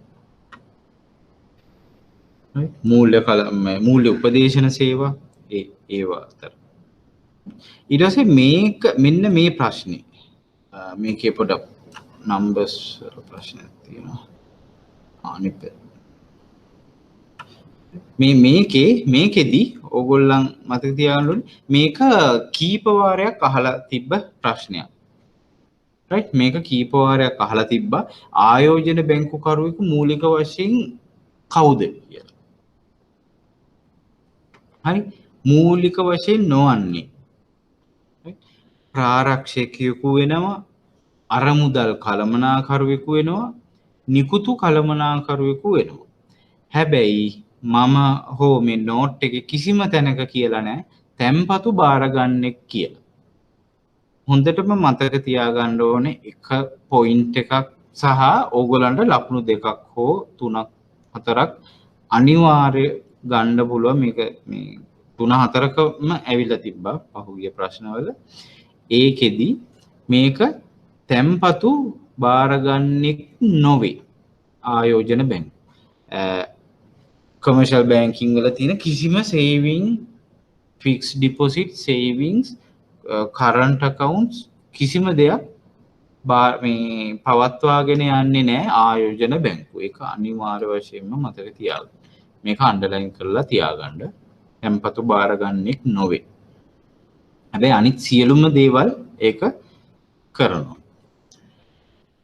රයිට් ඊළඟ එකටත් ලංකාවටත් අදාළයි. ඇමරිකාවේ නොවේ ලංකාවෙත් ප්‍රධාන ආයෝජන බැංකු සේවාවන් නියාමනය පිළිබඳ අධිකාරිය කොමන් නම Securities and Exchange Commission SEC මේක තමයි සම්පූර්ණ නියාමනය පිළිබඳ අධිකාරිය. මං කොටස් වෙළඳපොළ කොටස එනකොට මං ඒ දේවල් කියනවා. නියාමන අධිකාරිය වෙන්නේ ඒක. හැබැයි ඒක සම්බන්ධයෙන් පහසුකම් සපයන ආයතනය හෝ ඒ ආයතනය හෝ දෙපාර්තමේන්තුව තමයි කොටස් හුවමාරුවක් කියලා කියන්නේ. දැන් නිව්යෝර්ක් කොටස් හුවමාරුව එහි තියෙන එක ස්ටොක් මාකට් එකක්. නමුත් ලංකාවේ තියෙන එකම එක කොළඹ කොටස් වෙළඳපොළ කොළඹ ස්ටොක් එක්ස්චේන්ජ් කියන එක. ඒක තමයි ලංකාවට එකම එක තියෙන්නේ. ඒවට සමහර රටවල දෙක තුනක් තියෙනවා. දැන් ඉන්දියාවේ කීපයක් තියෙනවා. අර හැම රටකම දෙක තුනක් තියෙනවා. ලංකාවේ ඉතින් සාපේක්ෂ වශයෙන් ලංකාවේ ආර්ථිකය පොඩි හින්දා එක තියෙන්නේ. හැබැයි ඒ සේවාවන් පිළිබඳ රජයේ නියාමන අධිකාරිය වෙන්නේ මේ සුරකුම් හා විනිමය කොමිෂන් සභාව. ලංකාවෙත් ඒක SEC එක. ඒක රජයේ පනතක් මගින් පත් කරනු ලබන කොමිසමක්. කෙනෙක් ඔය කොමිෂන් කියන්නේ අර සාමාන්‍ය කොමිෂන් වගේ කාලෙන් කාලට වෙනස් වෙලා විසිරුවා හැරෙන එකක් නෙමෙයි මේක. පර්මනන්ට් කොමිෂන් සභාවක්. ආයෝජන බැංකු සේවා විනිමය ගනුදෙනු සුරකුම්පත් සියලුම ඒවා නියාමනය සිද්ධ වෙන ඉහළම ආයතනය සුරකුම් හා විනිමය කොමිෂන් සභාව SEC Securities and Exchange Commission. ඒක ලියා ගන්න. හරි. මේ භාණ්ඩාගාර දෙපාර්තමේන්තුව එහෙ භාණ්ඩාගාර විල්පත් අවශ්‍යතාවය තීරණය කරලා ඒව කරන අය ෆෙඩරල් සංචිත කියන එක දන්නවා ඕගොල්ලන්. මේ එහෙ සෙන්ට්‍රල් බැංක් එක හැටියට ක්‍රියාත්මක වෙන්නේ. අනිත් එක කොටස් හුවමාරු ගැන මම අතනදී කියන්නේ. ඊළඟ කොටසේ අපි ඇත්තටම තාම අපි ප්‍රෙපෙයා නෑ මේක බැංකු ස්වභාවය ලියන්න. හැබැයි ප්‍රාරක්ෂණය කියන්නේ මොකද්ද කියන එක ඕගොල්ලන්ට දැන් අයිඩියා එකක් තියෙනවා. අනිත් ඒවා ඊළඟ එකේදී මම සාකච්ඡා කරන්න. රයිට් මේක අමතර දැනුමට Goldman Sachs, Morgan Stanley, JP Morgan Chase ඒ ටික ඔය top investment banks ගැන ඕගොල්ලන් පොඩි Google search එකක් කරලා ඕගොල්ලන්ට තව අවශ්‍ය නම් මේක අමතර page එකක්. ඒක හොඳට මතක තියාගන්න. මේක ඕගොල්ලන්ට අමතර දැනුමකට ඕගොල්ලන්ට බලා ගන්න පුළුවන්. right ඊට පස්සේ මම අර අපිට පොඩි වෙලාවක් තියෙන හොඳා මේ කරපු ටිකේ ප්‍රශ්න තියෙනවද? විනාඩි 2ක් විතර දෙන්නම් මේ ප්‍රශ්න අහන්න තියෙනවා නම් ඔයගලන්ට ප්‍රශ්න අහන්න පුළුවන්. මම විනාඩියක් වගේ දෙන්නම් ඔයගලන්ට ප්‍රශ්න මොනවා හරි තියෙනවද?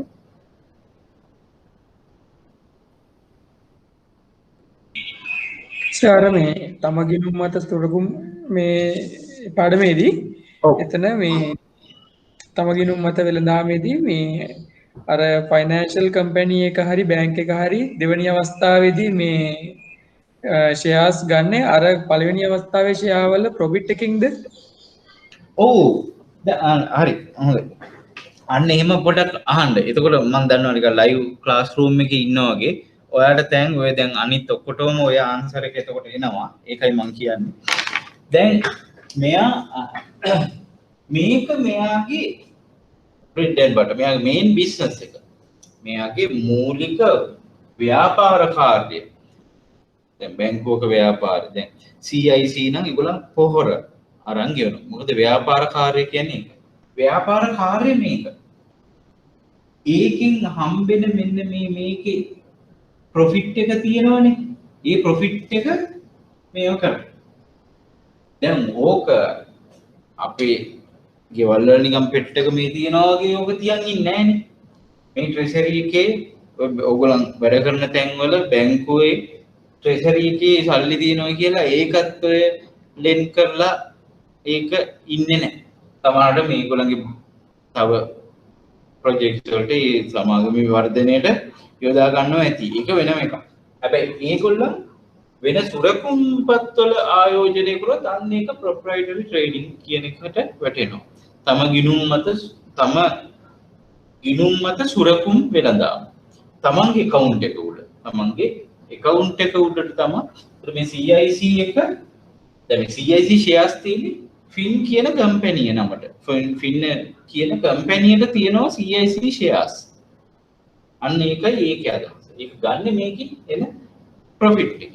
මේක එකක් නෙමෙයි මේ වගේ සර්විසස් සපයලා. හැබැයි මේ shares ටික මේකට ගාව ගන්න එපා කියලා තමයි මම කියන්නේ. මම මේකෙදි පෙන්නලා තියෙන්නේ ඒක. තේරුණාද? පැහැදිලි සර්. තව මොනවා හරි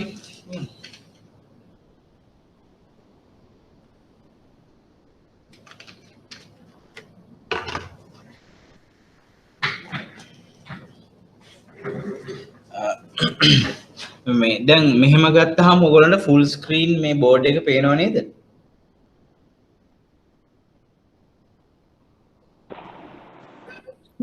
ඔව් සර් පේනවා මේ අර මේ තව ටිකක් තදට ලියුණා නම් හොඳට පේනවා සර් කියනද? හරි. මට කියන්න දැන් මේකෙන් කළු එකද වැඩිය පේන්නේ රතු එකද? කළු එක සර්. කළු එකද? මේක මොකද? ඒක නිල්. කළු එක පේන්නේ ගොඩක්. ඔව් මට අදට ලියවෙනවා මදි වගේ. ඔව් සර්.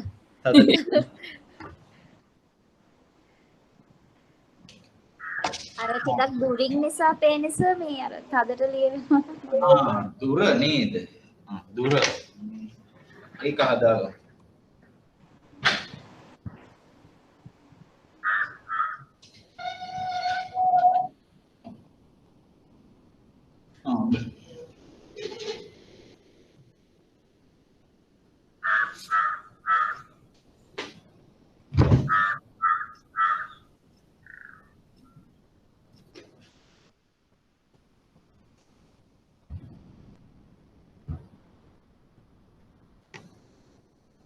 දැන් පේනවනේ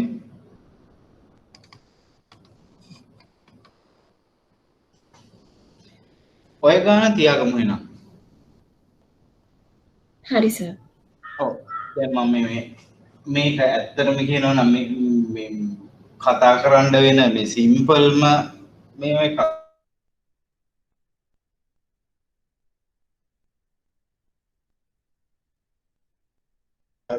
මේ ඩිස්ටන්ස් එක තියාගෙන මේව කරමු.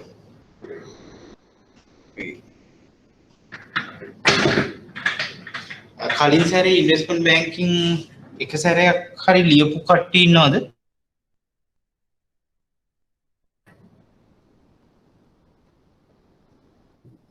නැහැ සර්. නෑනේ ඉස්සලාම. එතකොට අපේ දැන්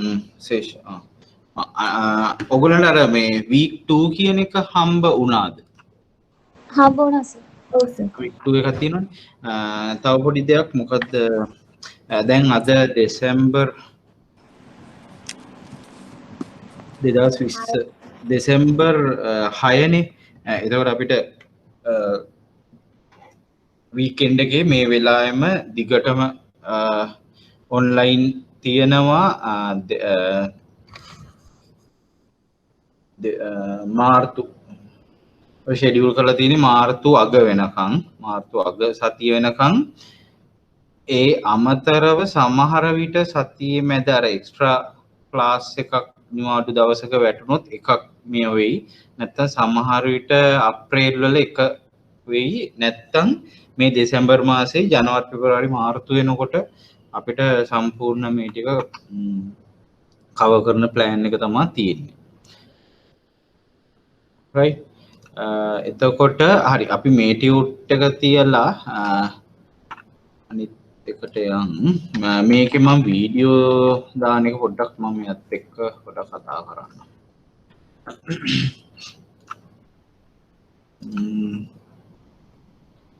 week 2 එක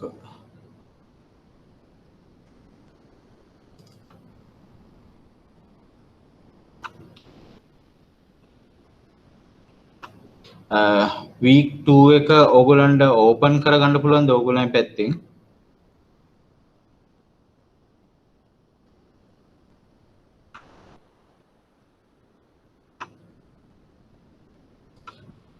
ඕගොල්ලන්ට ඕපන් කරගන්න පුළුවන්ද ඒක? මම පොඩි පැහැදිලි කිරීමක් කරන්න පුළුවන් එක ගැන.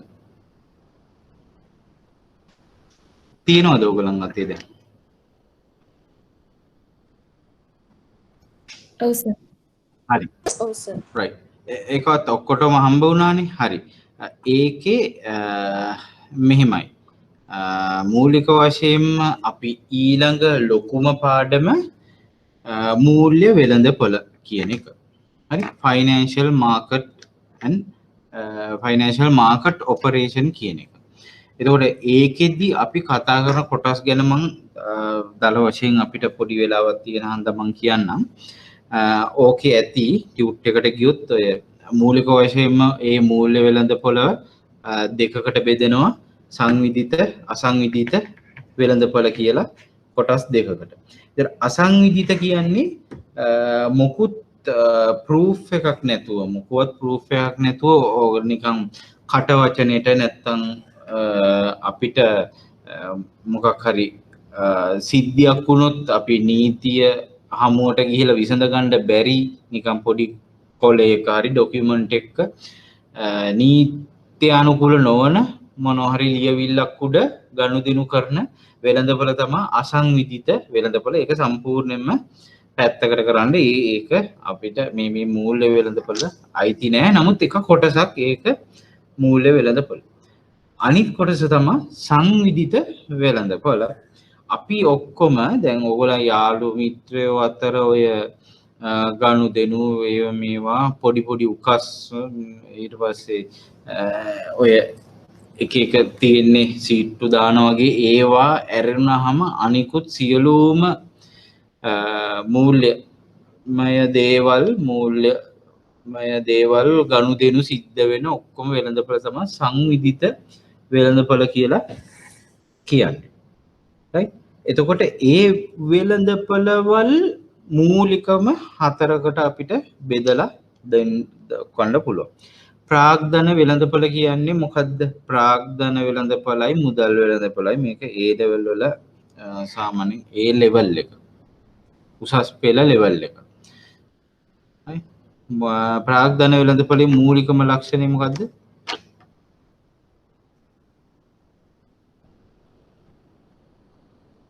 කාලයකට වඩා වැඩි කාලයක් ගාවින වෙළඳපොළ ගණන් ඈ දිගු කාලීන වෙළඳපොළ දිගු කාලීන ඒක දිගු කාලීන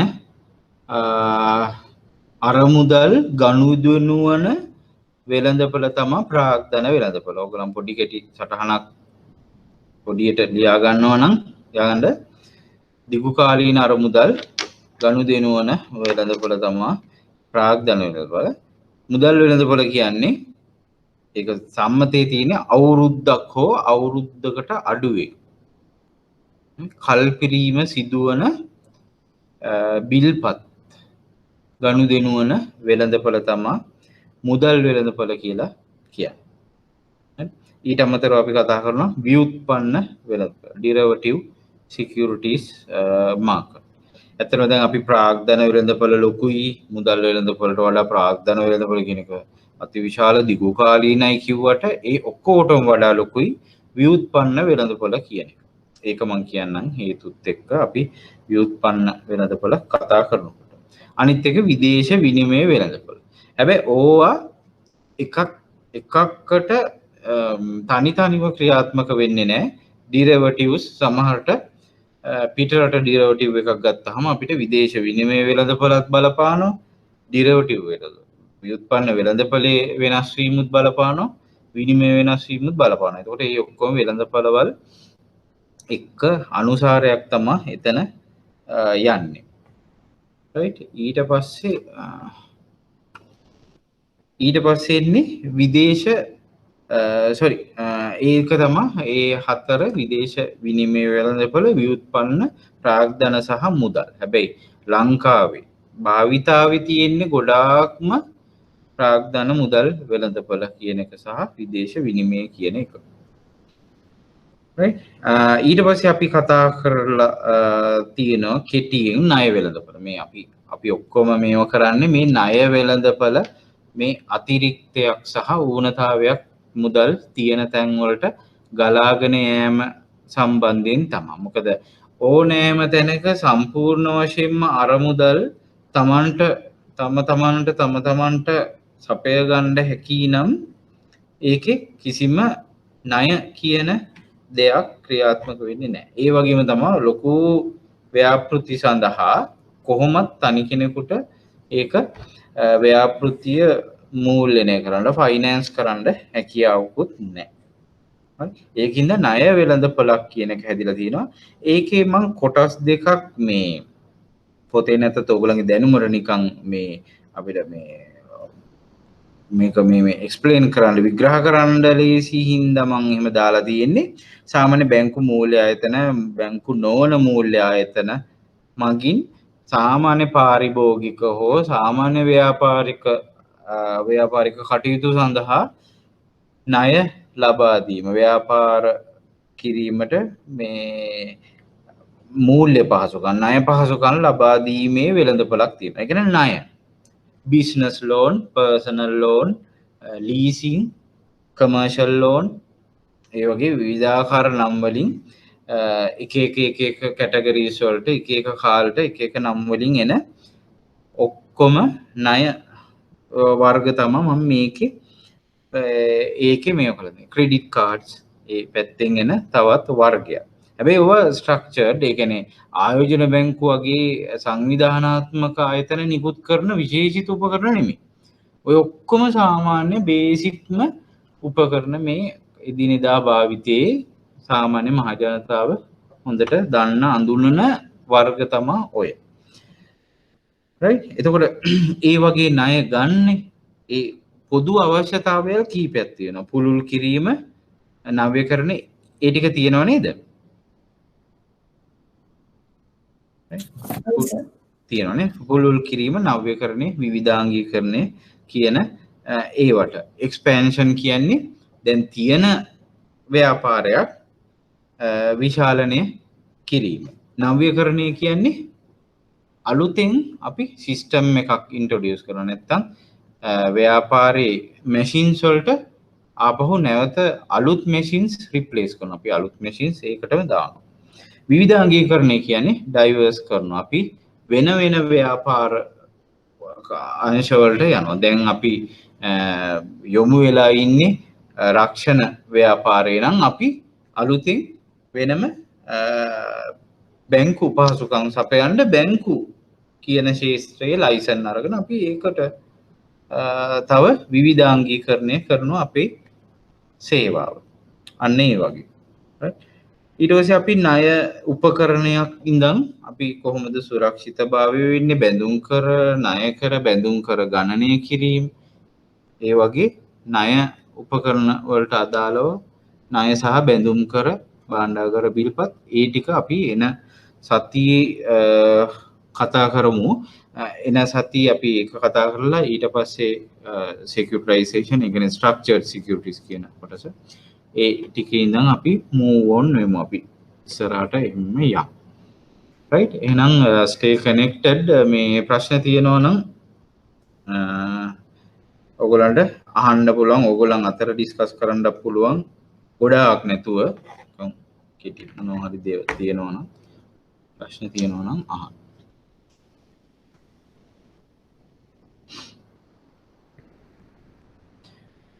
right හරිද? එහෙනම් අපි next week බලමු. next week කනෙක්ට් කරමු. හරි. good evening.